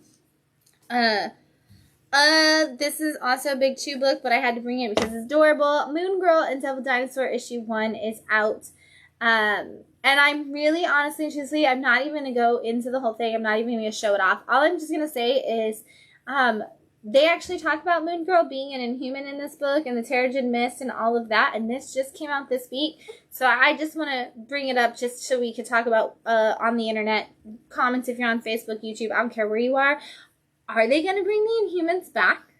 Are they coming back? Is it possible that we'll get Inhumans in the MCU? Because why would you not change her origin story right before you launch the Moon Girl TV show? I'm just saying, I need to know, am I getting my Inhumans back? Also, this book is adorable, and if you've never read Moon Girl, this is your jumping in point. She tells you everything about her origin story, but you're also getting a fresh new adventure. This is issue 1 of a new Moon Girl miniseries. It's going to be exactly what you need before the show to know who Lunella is and be excited about it. So I'm just throwing that out there really fast. Somebody tell me whether or not they think Inhumans are coming back. From Frank Miller's new press, we've got, which is Frank Miller Presents, we've got Pandora issue 1. One of the cool things so far about the Frank Miller press is that all of the issues are oversized. So they're $7.99, but they feel like 2.5 issues of comic book, which is super cool if you're gonna make it a little bit higher price. Giving me 2 to like 2.5 worth of issue in one book is really cool. This particular story, Pandora, it follows a young girl who lives in we're gonna skip that really fast. Lives in a small town, and her mom kind of has, I guess, almost like a halfway house where she just kind of takes in any renters, like, off the street, essentially, and it's like lodging, but all of the people seem to be, not sure if they should be in the same house with them, kind of thing, and something shady or weird about everybody, and so it follows a young girl, and she is talking to her grandfather about the birds that she sees outside of her window, and he tells her about this map that him and her grandma made, and these crazy adventures they went on to find those same birds. And she's like, ooh, I'm going to follow this map, and I'm going to find the birds. And he's like, no, do not follow this map. Do not go into the woods. Do not ever do anything adventurous. Stay in your home and don't go outside. And she's like, but you just gave me all these great stories, grandfather. And he's like, don't do it. So she does. And she meets a young boy in the woods, and there's something completely and totally strange about him. And he keeps talking about, like, oh, the things in your world and the things in your world. And she's like, are you from a different world? And then that's where we're going to bring up what I said we were going to skip for a moment, because the story actually starts in a different world. And we have these, like, space alien blue creatures dealing with this heart of this monster and this like gemstone kind of thing, and they need to get it out of there, and we follow along as they kind of figure out what they're going to do with it. And that story is running parallel to the story of a young girl who is going on adventures that she shouldn't be going on, and things happen. We open up a lot of doors for a big adventure. It's fun. It's actually the most all ages story that I've ever seen Frank Miller do. I did not expect to see something that I was like, oh, I could give this to like even a tween so far. I was like, that's surprising. Usually Frank Miller stuff is so dark, and I was really impressed with how not dark this book was at all. I'm still waiting to see, like, I'm gonna look again. Nope, still actually written by Frank Miller. I had to check and make sure it hadn't changed. It is, and it's very it's very young adult, like kid adventure kind of situation. And I'm curious to see if it stays that way. And it is Emma Kubert on art, who did like Inkblot and a bunch of the younger reader, like the younger teen and middle grade style books. So it does fit into that really well. So this could actually be a young adult or younger book from Frank Miller. We'll find out as it continues to go on. From Sumerian and the team behind Heavy Metal Drummer, we have issue 1 of The Firstborns. Once again, you're about to get some crazy art when I open this up. And this is really just a launching point with this issue. There is not a lot of dialogue as we go into it, so you are kind of forced to look at the art and kind of figure out the story from there. But this is all about a young boy who is being bullied, and the bullies chase him into the woods, and while he's in the woods, he ends up falling as he's trying to get away from them, and wandering his own way through the woods, and there's like fire and creatures, and if you've read anything by this team, you know that there's going to be some like weird alien-esque type tie to the story, and we do see that, and I'm going to try to see if I can find like a cool picture of it that's not like too spoily. I mean, even just this, like, it kind of feels almost Stranger Thingy, where it's like, oh, now there's this like upside down, like weird situation happening, and then it like completely switches who the story is about and what we're following. So this one's going to be interesting because there's a lot of setup around something that has nothing to do with where we end, and everything to do with it all at the same time. So I'm really curious to see where this one goes, and what the Firstborns are, because we didn't say anything about Firstborns at all in this issue, so it could go anywhere. All right. Next up, from Dark Horse Comics, we have It's Only Teenage Wasteland. There's no A in there. And I always want to say it's only a Teenage Wasteland. It's only Teenage Wasteland. This book starts out... There's no A in the song. There's not? It's only Teenage Wasteland. Teenage Wasteland. I've never noticed that there's no A in the song. All right. Cool. That's as much as you can sing before we get sued. So. Might have actually even been too much. But It's Only a Teenage Wasteland. It starts out as a slice of life story about a young boy and his group of friends, and they even say, like, we're not necessarily the outcasts, but we're not the cool kids by any means. Like, we have the one guy in our group who's kind of cool. But for the most part, we're all just a bunch of nerds who want to sit around and play video games and talk about comic books and all the things that we all love to do. And the main character, his parents are going out of town, and he's like, okay, here's our chance. Like, let's have a party. Let's try to be the cool kids for once. And they're like, what about your sister? So he has to get his sister on board, and they get to have their party. and everything's going well, and then a bunch of terrible humans from school, the bullies, show up, and they start a bunch of fights, and they make everything crazy, and then suddenly this is no longer a slice of life comic anymore, but I can't really tell you what it is, because I honestly don't know, because there's a fight, and people are getting punched, and then suddenly we're on a completely different story, and it's only Teenage Wasteland. So I have no idea where it's going to go, and I'm kind of really curious to find out. This is a 4-part series, so whatever happens in issue 2 is going to be pushing it even further along, and it felt like this whole thing was a build-up towards this party, and then the party happens, and the party isn't even the quintessential part of the story. So I'm really in. I want to know. It was well done. The whole time I was like, ooh, these guys are going to do it. They're going to have their party. They're going to be cool. And then it's like, oh, it's not what the book's about. All right. It's not a slice of life book. We're doing something completely different. I can't wait to find out what happens in issue 2.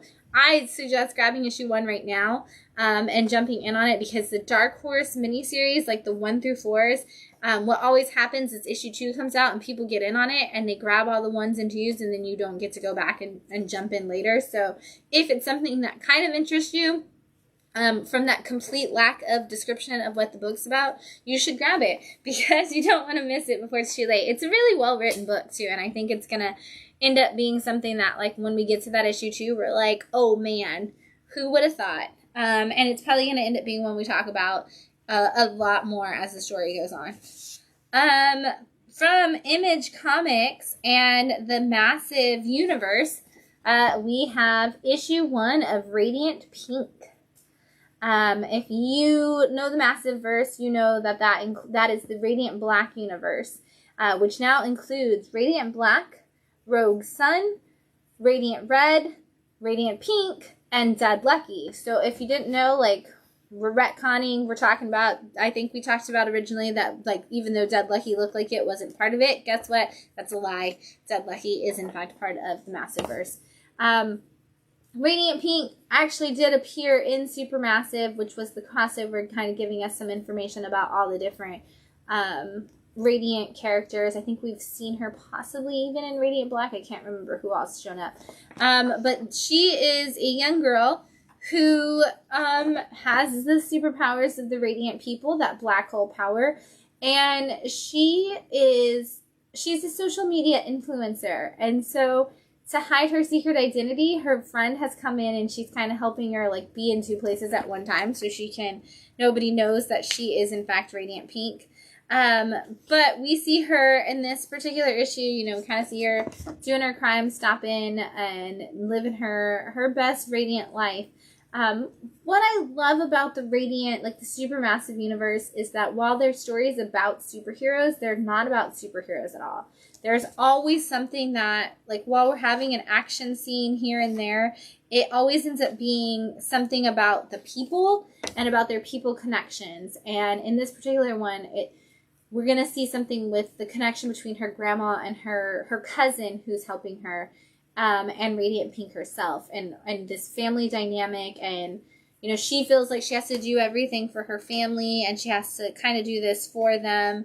And her family wants her to just stop and take it easy. And so we're going to see a lot of really great family dynamics. One of the things she says is, like, I have to keep doing this because there's nobody who looks like us that's a superhero. And they're like, they can't see your face anyway, so you don't need to do that. So I like that we're going to get this Latinx female, this Latina female, as a superhero who's like, I want people to know that, like, we can be superheroes too. I love that that's going to be embedded in why she does what she does, and yet her grandma and her cousin are like, we just want to keep our family safe. It's going to be great. Everything in the Massive Verse has been. If you haven't read Radiant Black, I know a lot of people who read all the side stories because they don't want to jump into Radiant Black yet because they think it's going to be too much, and they love all the side stories. So this is a great way to jump into that Massive Verse without having to go back for the first 3 volumes of Radiant Black. From Whatnot Publishing, we have issue 1 of Quested. honestly, this is my favorite book that they've put out on the Whatnot line so far. I think we're on the third one from Whatnot's publishing team, and I think this is the one that I enjoy the most so far. It is the story of a little dude, I don't know what exactly he is, who it's kind of very much like looks kind of similar to the art in I Hate Fairyland, but they live in a world of kings and monsters and all of that, and this particular knight, he's a quester, and he's kind of also scheming people out of money a little bit, because he's like, oh, I can help you save your daughter to all of the kings who have princess daughters. And he has a partner who dresses up like different princesses, and it's always funny because she's always dressing up like a different Disney princess. And she pretends to be the princess so that she gets kidnapped instead of the actual princesses. And then they go in and save the day. Well, in this particular issue, we see that backfire because the people come to kidnap the princess, and they actually kidnap the real princess instead of the fake one. And now that their whole scheme has kind of gone upside down, he's got to figure out how to fix it. And the scheme's maybe bigger than we even thought, and yet he might not be the one at the top of the schemes. So honestly, if you're fans of something like I Hate Fairyland, this is probably going to be right in that same line. It's got the same kind of humor and the same kind of action and the same kind of art. So if you're fans of that, this is something that I would definitely recommend checking out. And that's issue 1 of Quested. From Image Comics, we have issue 1 of All Against All. And this is actually, the blurb on the back is actually James Tynion quote saying that it's a sharp mind, Paknadal's sharp mind and Wingard's vibrant art mesh brilliantly to create this brutal, fascinating, and visually stunning sci-fi world. And I know James Tynion, of course, has like this massive quote that's also like deep in thought and stuff. But if you recognize the art, Caspar Wingard did the art on Homesick Pilots, which you're definitely going to recognize if you read that when I open it up, because it just looks exactly like you would expect. But this is the story. We're kind of in the future, and in this world, there are these beings that have come, and they survive by taking control of the bodies of organic beings. They can basically put themselves into other bodies so that they can survive. And they have a scientist who we follow in this story who's been coming up with ways to put them into giant apes or wolves or bears or things like that, so that they can go to war against another alien race that has come for them. And we know from the beginning of the story that it seems as if this scientist knows that there is one human creature who has been on this planet that he's like his biome that he has, which is kind of just like Earth, but there's one human that seems to still remain, and he seems to be hiding it.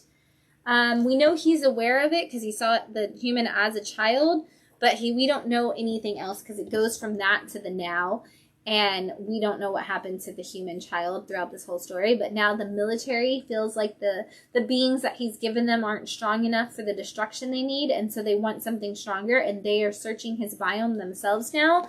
And things are going to get pretty crazy in there.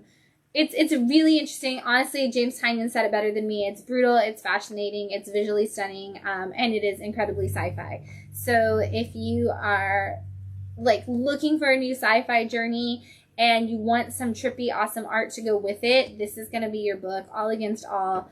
There's so much to it. It's one of those where you're like, I went back and reread the blurb at the beginning, halfway through the book, because I was like, wait, what are these aliens? Where did they come from? So I like went back and like redid some history notes like on those aliens, like as I was reading it, to make sure I was in line with what they were actually doing. So this is going to be one of those that it's a sci-fi, so you got to kind of pay attention to what's going on, but you're going to get distracted by Caspar Wingard's art in a good way, and you're gonna go like, oh, hang on, let me look at all those details again, because there's all these little things in the background. So All Against All, this is gonna be a fun one. From Mad Cave, we have issue 1 of Dahlia in the Dark, and I believe this is the Press Shann variant. And, you know, we love Press Shann here at Bat City, so I had to bring their variant because it's fantastic. This is one of those books, again, where I was like, oh, this is a really cool story. And then I was like, oh, this isn't where I thought this was going at all.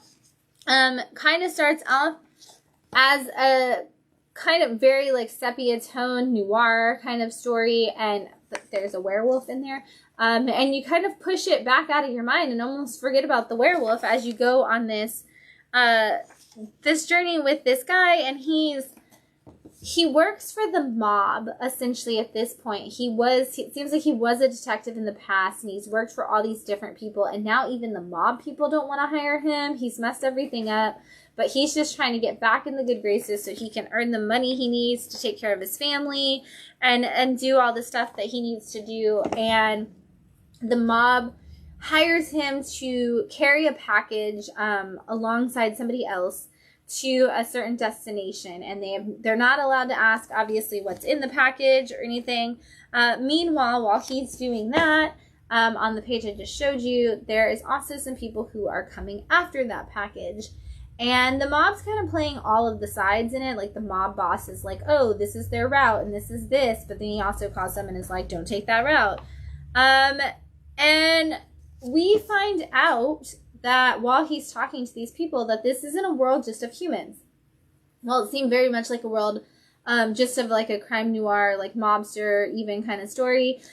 We find out that this is a world that has mermaids and griffins and fairies and werewolves and all kinds of things. And so that have infiltrated our world and are kind of like, hey, humans, you're the lower species. We let you live here. Be thankful. By the end of the issue, we find out not only a lot about our main character, but we find out what's in the package. And it was one of those where I was like, oh, okay, I am ready. Let's go there.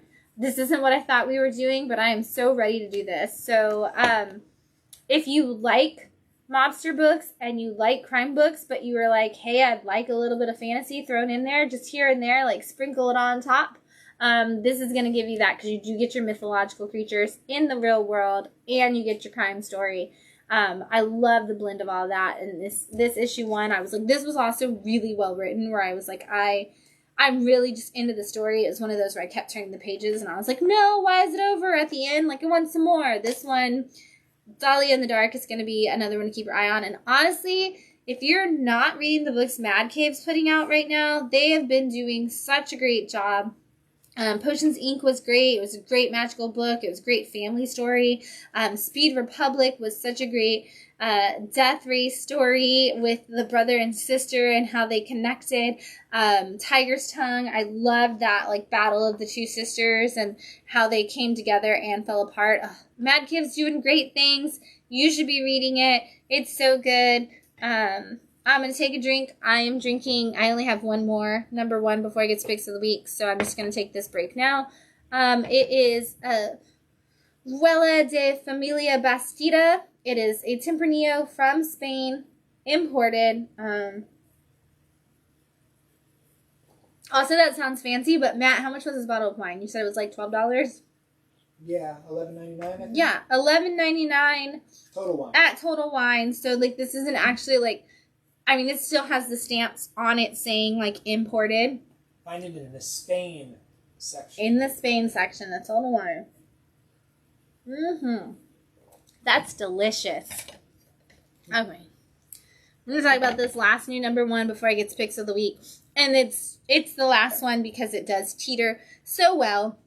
It is from Dynamite Comics, Gargoyles, issue 1. If you were a kid in the 90s, you probably saw Gargoyles. And if you have Disney Plus right now, you can go back and watch Gargoyles if you missed it. It's in line with all of the shows from the 90s that we love so much that was like, this is too much of an adult show for kids. Very adult, like, themes, kind of like Batman the Animated Series was. But it is the story of a group of gargoyles who were double-crossed by the people that they were helping in the, like, medieval times and turned into stone, and then somehow their castle gets put on top of like a skyscraper in modern day New York, and they awaken one day, and now they believe that it's their responsibility to protect the city of Manhattan. And so this is actually, like I said, somebody told me it was done by the creators of the comic, or the writers on the comic. So all of your characters are there, and they kind of give you a little quick rehash of what was happening on the show and who everybody was while they start a new adventure. So it almost seems like it might pick up exactly where the show left off. I don't remember the last season very well, but it does seem like all of the characters from the show are in there. So if you're a fan of the Gargoyle show, you're gonna want to read this. It's so good for your 90s nostalgia, which is all everywhere right now, but it's so good. It's so much fun.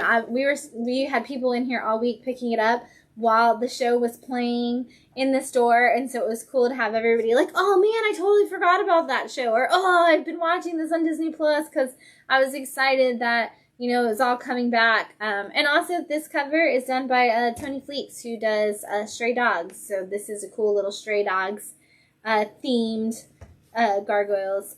I love it. This is fantastic. So if you're a fan of 90s cartoons, grab this. It's great, and it's fun that Dynamite's putting it out. And also grab it because at the back you get the teaser for the one I'm super excited about. Darkwing Duck is getting a new comic series from Dynamite. Dynamite had 37 covers that were open order for Gargoyles, and I secretly hope there's at least that many for Darkwing Duck because I need them. I love me some Darkwing Duck. So 90s, let's do this. Bring all the 90s cartoons back in the form of comic books. That's what I need in life. All right, I got some picks of the week. Oh my gosh. I don't even know where to start. Let's start happy. This is from Ablaze Comics. It literally says Happy Days Indeed on the back, so I guess I really did pick happy. This is Family Time, issue 1. And this is, Ablaze Comics are all foreign comics that have been like reprinted in English for America, or at least reprinted for America. And this is the story of a family that goes to Ireland. And it's a mom and a dad and their kids. And the mom and dad own a bakery. And they don't know how to turn off work. And the kids are like, we just want to go on a trip. We want to do something as a family. And the parents are like, yeah. But then the whole time the parents are like on the phone with their employees, or they're talking about like, oh, we could make these new kinds of cupcakes and we could do this and this. Like, they can't shut off talking about business, which is something like I totally get. And these kids in the background are just like, Mom, Dad, what about this? And so they get picked up by their cab driver, who's like, oh, I just happen to also own the hotel that you're staying at. And then they get there and they think that they're staying at this big giant castle, but it's like this little tiny castle in the woods. And the owner is like, well, I'm going to go. Got some stuff to do. You guys stay here, and why don't you put together this really strange glowing puzzle that has absolutely no magical powers whatsoever. And also be wary because there's a young boy who lives here who's going to show up soon. And he's not going to have any idea who you are or why you're here. And he's probably going to freak out a little bit, but don't worry, it's okay. So they put together the puzzle, and then the young boy comes, and then, they're not in modern time anymore. But the funny thing is that none of them have realized that yet. Only we as the reader realize that. And they think they're in like some weird recreation of the past. So it's basically a family that gets sucked into the past. We're going to see the connections that has to their family history, as they were recently talking about that. And we're going to hopefully see a family come together through it. It's going to be heartwarming as everything in this world, and I'm here for it, especially because it also takes place in Ireland. It's everything that I want. In a comic. I love family dynamics. I love families that have to come together. I love Ireland. I'm very excited. This was such a good read. I cannot wait. And this is, again, all ages. So if you want a book you can read with kiddos, or just give to kiddos, this is the one. Let's see, where do I want to go? Oh, we had 2 books that ended this week. And, so since I just talked about family, I guess I'll stick with this one. This is issue 7 of Do a Powerbomb. This is Daniel Warren Johnson's book with Image Comics, and this is, the whole series has been like, how can I play on your heartstrings while also just being a book about wrestling? And Daniel Warren Johnson kind of said that, like, it was like, right, like, I think he said he had just become a dad or something like that, and he was up all night watching his kid, and like also like wrestling was on in the background, and it kind of just gave him this idea. But this is the story of a young girl whose mom was a wrestler, and in the very first issue, the mom is going to wrestle somebody, like her big foe, and she is in the ring, and the move goes wrong, and the mom is killed. And then it fast forwards to later on, and the young girl has become a wrestler herself, and she gets approached by a necromancer who says, hey, I can bring back one person from your life if you win my basically Mortal Kombat style wrestling match. And she's like, cool, I'll do it. And he's like, great, you have to have a partner. It's tag team. And she's like, yeah, but then they're going to want to bring back their own person. He's like, yeah, that's the crazy part of it. So she ends up getting the only person who she thinks of that wouldn't want to bring back anybody different. And she asks the person who's a wrestler who was the one doing the move that killed her mom to be her partner. They end up in this match. I'm not going to spoil any twists and turns that go with that, except for the fact that in this particular issue, they, as we come to the end, we find out that the necromancer, we find out in issue 6, may not be able to give them what they want in the way they want it, so he has to take it to a higher power. And as ridiculous as this is about to sound, they have to wrestle God in this issue. And I was like, this is going to be too much for me. And it kind of became a lot of wrestling and a lot of, like, ridiculousness, which was completely over the top, which is exactly what you would expect from wrestling. And I was like, I don't know, did Daniel Warren Johnson jump the shark? Did he go too far? And then you get to, like, the last 2 pages of the book, and I was reading this in the store today, and a customer came in, and I got to, like, the end of the book, and I was like, hey, how's it going? And they were like, good. And I, like, looked back down, and I went to read the rest of the thing, and I read the end, and I had to stop myself from crying because it was so well done and so beautiful that I was like, I cannot cry as customers, like, asking me questions. And I was like, okay, Daniel Warren Johnson, you didn't jump the shark. Maybe a little bit, but then you brought it back in. You reeled it in. And you did a good job with it. And so, honestly and truly, I have so many people coming in who are like, I missed you a powerbomb. Do you have the early issues? Ours got destroyed by Hurricane Ian, so I don't have the early issues, but I can tell you that the trade paperback will be out at the, I believe, the first or second week of March. So you got a little bit of time to wait if you're looking for all of the issues, but I recommend you just put it on your list of things to remember, or special order it with us now, and I'll put you on a list for it because you're gonna want this trade when it comes out. It's such a good story. You did it. You nailed it, Daniel Warren Johnson. Congrats. Great story. That's how you do an ending. It was so good. Also ending this week from Scott Snyder and Francisco Francavilla, we've got Night of the Ghoul issue 3. Much like I was talking about earlier with the Frank Miller Press, these are Dark Horse Comics Comixology reprints. So they're books that came out on Comixology that Dark Horse is reprinting, or is actually printing. So they're always double issues, but they're only $4.99.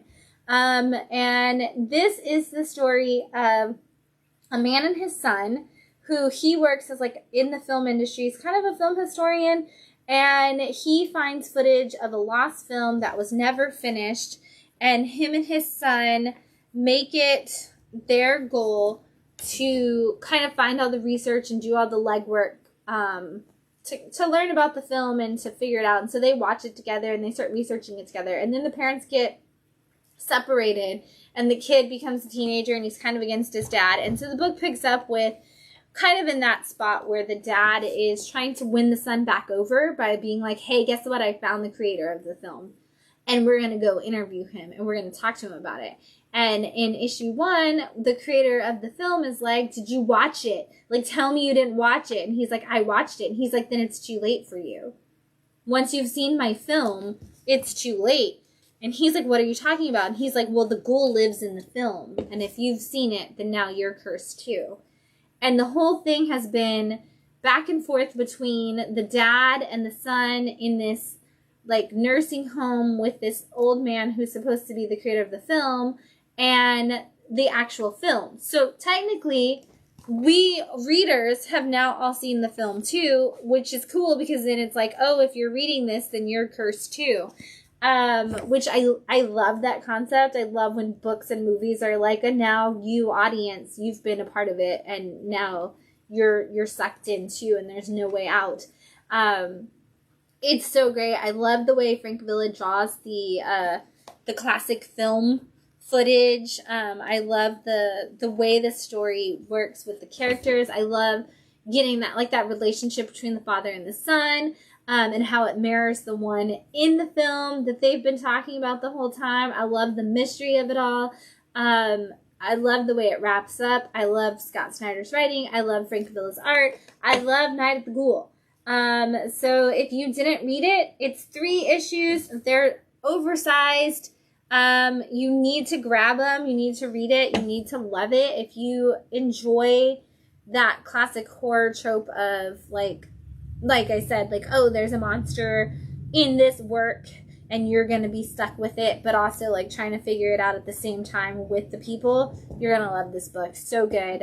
It's one that flies off the shelves every time it comes in, but you should totally grab issues 1 through 3, and it's wrapped up. That's it. It's only 3 issues. So now's the time. Just grab all 3. You don't even have to wait. And then lastly, we've got Tim Seeley's new book, issue 1 of Hexware. I love that the tagline for this book is "Why sell your soul when you can buy a new one?" This is from Image Comics.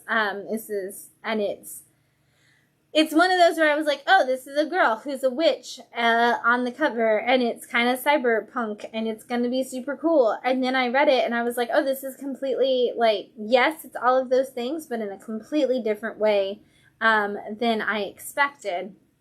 Because this is the story of a woman who is actually an android, and she is she's a house android, and they're actually called the Witchware.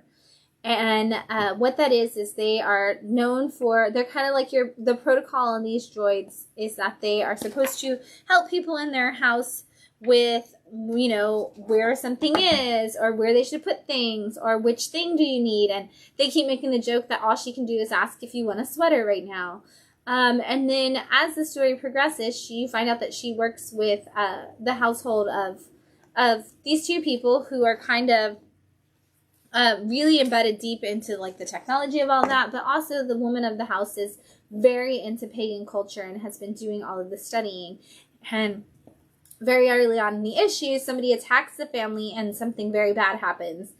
And our android doesn't really know how to help. She doesn't know what to do. She doesn't know how to be a part of things.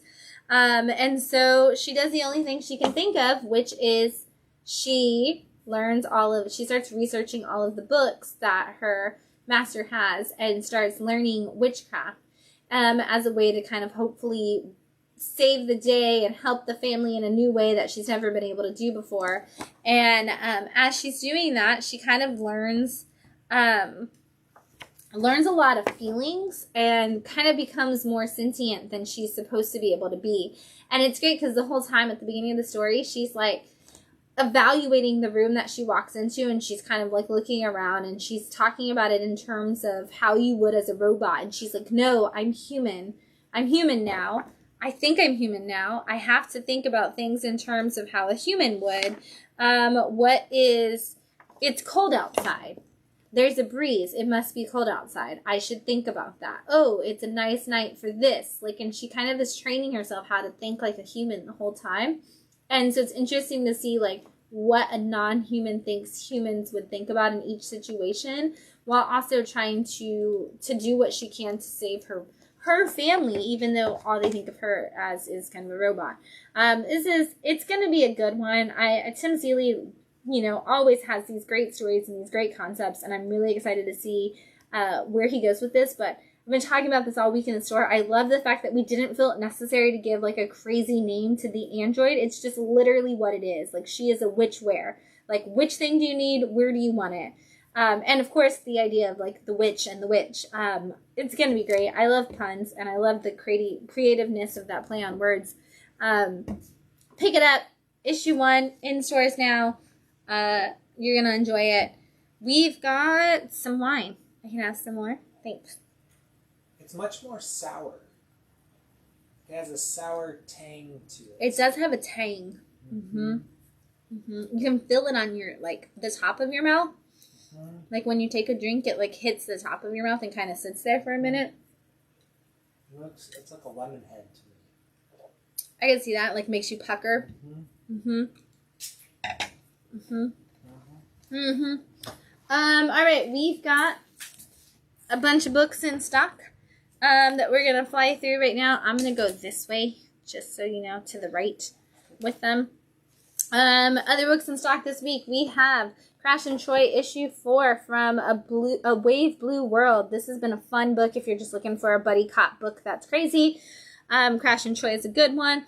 Extreme X-Men launched issue 1 from Marvel Comics. Check that out if you are an X-Men fan and you need another title. But if you are following along with X-Men currently, we've got Immortal X-Men issue 9 out this week. We've got X-Men Red out this week. And we've got X-Force 35 out this week. Somebody told me today, I'm kind of interested in X-Men. Can I just jump into that? And I was like, maybe with the Extreme X-Men, because everything else is kind of pretty far in at the moment. So this is a great place. Like, the fact that we have another new X-Men #1 hopefully will help some more people jump in on that. The Variants issue 5 is also out this week from Marvel Comics. This is Gail Simone and Phil Noto doing a Jessica Jones book, which is fantastic. We've got Thor issue 29. We've got a new writer on Thor, and I'm kind of curious to see where she takes the story. Teenage Mutant Ninja Turtles issue 135 with this super cool Kevin Eastman cover. And as a reminder on the back, let us know now if you're going to be wanting that prequel to the Last Ronin. Last Ronin, The Lost Years, coming soon. Make sure you let us know if you're going to want that. Sword of Azrael, issue 5 of 6. This miniseries is getting close to wrapping up. Tiger Division issue 2 from Marvel Comics. This is a series that I'm really interested to check out because I love all of those characters. Star Wars Hidden Empire issue 2 is out this week. Spider-Man, this is the Dan Slott Spider-Man. This is issue 3 is out this week. I want to see how many YouTube videos you can go back to for different periods of time over like the last 15 years and see when somebody says that the Dan Slott Spider-Man is out that week. Miles Morales relaunched this week, so this is issue 1 of the new Miles Morales book. This is your chance, Miles fans. Grab it while you still can. Spawn issue 336 out this week. And every cover of Image and DC will have a Spawn cover, don't forget. Secret Invasion issue 2 is out. This is great for those of you who are like, I want to get into a Marvel book before they do the plot in a movie. Secret Invasion, we know it's coming. This has had the MCU version of Nick Fury, that Ultimate Nick Fury, on a lot of the covers. It's had Abigail Brand on some of the covers and possibly Maria Hill. So this is your chance to get into Secret Invasion before it happens. Poison Ivy issue 6 from G. Willow Wilson in DC Comics. I love the concept of G. Willow Wilson on Poison Ivy, and that book has been great. New Mutants issue 32 out this week from Marvel. Marauders issue 9. This is the Steve Orlando Marauders, and we are seeing Psylocke front and center on a lot of stuff this week. Ghost Rider issue 9 also out this week. This was a big Peach Momoko week. We had a lot of covers from Peach out this week. Dark Crisis has a one-shot this week called Warzone. It's leading into all of the finale stuff for Dark Crisis and the Lazarus Planet event that is following up with that. Captain Marvel issue 44. I'm here for this massive female team up going on the Captain Marvel cover. I don't know what's happening in the issue right now, but anytime Jess and Carol work together, I'm 100% in. Captain America is Sentinel of Liberty. It is Sentinel of Liberty. Yeah, Symbol of Liberty. No, it's They got it backwards. I think this is the cover that got it backwards. I think it is Sentinel and then Symbol of Truth. I don't know. Anyway, Captain America, the Steve Rogers one, issue 7, out this week. Did I get that right? Okay. I think I grabbed the cover that they said was wrong. Batman and the Joker Deadly Duo, issue 2 from Mark Silvestri. Check this out. If you've always wanted to know what it would look like if Mark Silvestri did a Batman Joker story, here's your chance. Batman issue 130. This is the Chip Zdarsky Batman, and I love this like family Christmas photo of the Bat fam. And I love that Kate stuff is all Hanukkah themed. Like they didn't give her a Christmas present. I appreciate that. And then Avengers issue 63. Check that one out if you're catching up on your Avengers. I think Punisher issue 8 is out. I love this cool cover. We've got The Joker, The Man Who Stopped Laughing, issue 3, and this is one of those Spawn Batman or DC covers. We've got the Joker and Spawn on a cover together, which is super cool. Damage Control issue 5 is out, and I heard that there is some new characters teased in that issue. The Walking Dead Deluxe, this is the color reprints of Walking Dead. This is issue 52, and we've got that Spawn cover for that.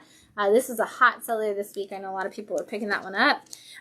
Dark Web launched this week, issue 1. So if you are following along with the Spider-Man adventures and just that massive outpouring of stuff that's about to happen, this is going to be where your starting point is on that. Monkey Prince issue 9, and this is the Christmas variant. Also about to be really quintessential to your DC story. It looks like Monkey Prince is going to be a big part of where we go from Dark Crisis as the DC Universe reforms. From the Secret Stash Press and Dark Horse Comics, we have Quick Stops issue 2, your Jay and Silent Bob world of comics going on from Kevin Smith. You've got issue 2 of 5 of Hellboy in Love from Dark Horse Comics. Like I said, if you're looking to start your Hellboy journey, start on these miniseries. American Jesus Revelation is back with issue 2. And then Undiscovered Country, issue 22. This is also a Spawn cover from one of those Image books. And just an ongoing great story from Charles Soule. We got some trades in stock. Oh my gosh, there's some good ones. This week we've got a couple of new trades. I wouldn't say a lot. It's like 4. But I loved all these series. So up first we had Rogues Gallery. This is a 4-part series from Image Comics all about a girl who played a superhero on TV, and everybody on the internet thought that she wasn't really a nerd girl, and they were mad that this girl got to play it on TV, and then she goes out and buys the first appearance of that character in a 9/8. Everybody's mad about it, so a bunch of fans at a comic book store decide the best thing they can do is go after her and attack her and try to steal her comic back, but that escalates very quickly along the way. This is a fantastic story, and also a great reminder that we do not own the characters, we do not own the actors, we do not own the creators, and none of them owe us anything. So great book, read that for sure. Also from Image, the Sky Brown imprint, this is After School, and this is a bunch of, this 4 issues, so I guess it's 4 different after school style horror specials. There's one about anxiety, one about teen pregnancy, one about sibling rivalry, and one about peer pressure, but all told through very horrific scenes. So check it out if you are liking all the horror anthologies that are coming out right now. This is a great one. I recommend for sure. Volume 2 of Wolvenheart is out from Mad Cave. This is one of the stories that I love because it's honestly, truthfully, it's Universal Monsters. And in this particular volume, they've made Elizabeth Bathory in charge of things. And I'm a sucker for anything that's got any of those characters. You've got Van Helsing.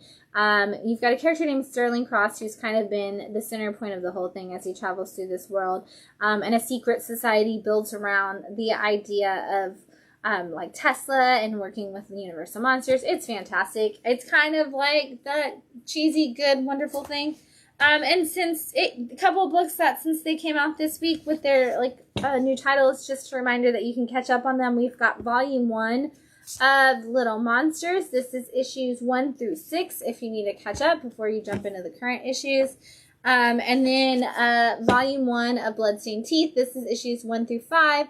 Also, great way to get started. And I think that one is they're both $16.99. So, good place to start. And then, to get you in the Christmas spirit, we have a naughty list from Aftershock, which is all about a man named Nicholas Sinterklaas who makes a deal with the star up in the sky that he really just wants to help kids, and he wants to have the ability to have the time and energy to do that for everybody, and he kind of becomes what we believe of is Santa Claus. And we get to the modern time, and there's a lot of human trafficking problems and people attacking children, and he decides the best way to solve that is by taking some people out. So you don't want to be on Santa's naughty list in this story for sure. And then lastly, like I said at the beginning of the stream, Stanley the Snowman is out as a non-stop trade this week, and you can grab the story and check it out. You can grab issue 1 and just read an issue 1, or you can dive into the whole thing, or you can come on Sunday, December 18th. That's this Sunday coming up, a week from today. From 1 to 5 here at Bat City, we'll have Austin Janowski, who is the creator of this Stanley the Snowman story, out here. He'll be bringing some copies. He'll be signing some copies. It'll be a lot of fun. We're going to have some snowman crafts for the kiddos. We're going to do some special story times with Stanley the Snowman. So come out, have some fun from 1 to 5 on Sunday, December 18th. And lastly, let's talk about what's out this week. There is a lot, so get ready. Radiant Black issue 20 hits this week. Grimm issue 6. Been a hot minute since we've had a Grimm issue. Ice Cream Man issue 33 is out this week. Speaking of things, it's been way too long since I've seen one up. Danger Street, another new Tom King story from DC, is launching this week. Iron Man is back with a new title this week. 10,000 Black Feathers issue 4 hits from Jeff Lemire and Andrea Sorrentino as a part of that Black Orchard Mythos universe. Love Everlasting issue 5 from Tom King is out, and honestly, if you've not dove into that series yet, you are missing out. Jump in now. Monica Rambeau is getting a new series at Marvel. Monica Rambeau Photon launches this week. Dark Ride issue 3 about that dark and deadly amusement park comes out. Starhinge issue 6, Liam Sharp's high fantasy, high sci-fi Arthurian myth is coming out. Nightclub number 1, which is a new Mark Millar title that's all about what if you you were a teenager and you got bit by a vampire and you decided to use the powers to become a superhero. The coolest thing about this is Mark is making the entire series $1.99 per issue. Haven't had a $1.99 comic in a while from a major publisher. It's super cool to see. It's an Image title. It's going to be $1.99. Wind issue 5 of volume 3 is out. A Vicious Circle number 1. Specs number 2 is out. Woohoo! I'm very excited. Hell to Pay number 2. Art Brute number 1, which is the Ice Cream Man team coming out with a new title. I am very excited to see that launch. I'll buy anything W. Maxwell Prince writes. Two Graves number 2 is out. Jonna number 12. Jonna and the Impossible Monsters number 12 is out. Gospel number 2 is out. Crashing number 4, fastly becoming one of my favorite titles from the IDW original line. If you haven't checked that out, just grab it all. Three Keys number 3 is out. Leonide the Vampire has a Christmas special coming out, and the last one was very cute, so you should grab it. Captain Suave is out with issue 3. Thud is getting a new volume. Thud Double Vision number 1 launches this week from Scout Comics. Nature's Labyrinth issue 2 is out. If you didn't read Nature's Labyrinth issue 1, you need to grab a copy of that. It was so good. Great concept. I cannot wait. Let's just probably assume that if issue 2 is anywhere near as good as issue 1, we'll probably be talking about that for a long time on this next live stream. Eternal Descent number 2 from Opus Comics. Archie's Happy Horror Days is out this week. The issue 2 of Halloween, Seeker of the Seven Keys is out. I'm excited because I, one, thought that was a one-shot, and two, didn't know Halloween was a band until I read that issue 1. So I'm very excited to see where this goes. Issue 2 of Nobody's Girls is out from Sumerian. Deadpool issue 2 comes out for the new series. Very not surprised at how many people have asked when this is happening, but it is this week. Batman Spawn comes out this week. You've all been waiting for it. You've all been asking for it. It's coming out this week. Now's your chance. Get on it. It's here. There's like 37,000 covers. Make sure you get all your Spawn and Spawn covers from both DC and Image. They're everywhere. And then lastly, launching this week from our good buddy Jonathan Hedrick and Black Box Comics, we have Dream Master #1. I know a lot of you who came and talked to Jonathan this weekend are very excited about that issue. I'm excited to have a new Jonathan title coming out, and with Black Box, it's going to be great. There is a ton of amazing comics out this week. I love it. Usually at this time of year, we start to see series really throwing in some of their best work because it's that last chance to get your Eisner nomination in. So they really throw in some emotionally strong stories, some really cool art, all kinds of stuff. Some great stuff will launch. So I can't wait to see what comes out in the next 2 weeks because it's going to drastically change my year-end wrap-up, I'm sure. And also, you just get that it's Eisner season. People are giving us their best, and I can't wait to see what that is. And we'll find out on Wednesday here at Bat City for New Comic Book Day. If we don't see you then, hopefully we'll see all our female identifying customers and friends on Thursday from 7 p.m. to 9 p.m., Thursday the 15th, for our Geek Girls Night. We're going to talk about comics, we're going to talk about movies, we're going to talk about Disney, we're going to talk about whatever you're into, whatever you nerd out about, shoes, clothes, I don't care. You nerd out about something, let's talk about it. We're going to have the coffee, tea, wine, 7 to 9 on December 15th. December 17th is Saturday, which means it's the third Saturday of the month, and it is going to be Comic Book Workshop Day. Bring your kiddos, free workshops, 11:30 and I believe 2 p.m. It's going to be a lot of fun. Check our Facebook for more information if you haven't ever attended one of those free comic creation workshops. And of course, December 18th, right here at Bad City, Austin Janowski is going to be signing copies of Stanley the Snowman. We're going to have some snowman crafts. We're going to have a special story time where we're going to read that first issue teaser of Stanley the Snowman. It's going to be a lot of fun. Come in, hang out with us.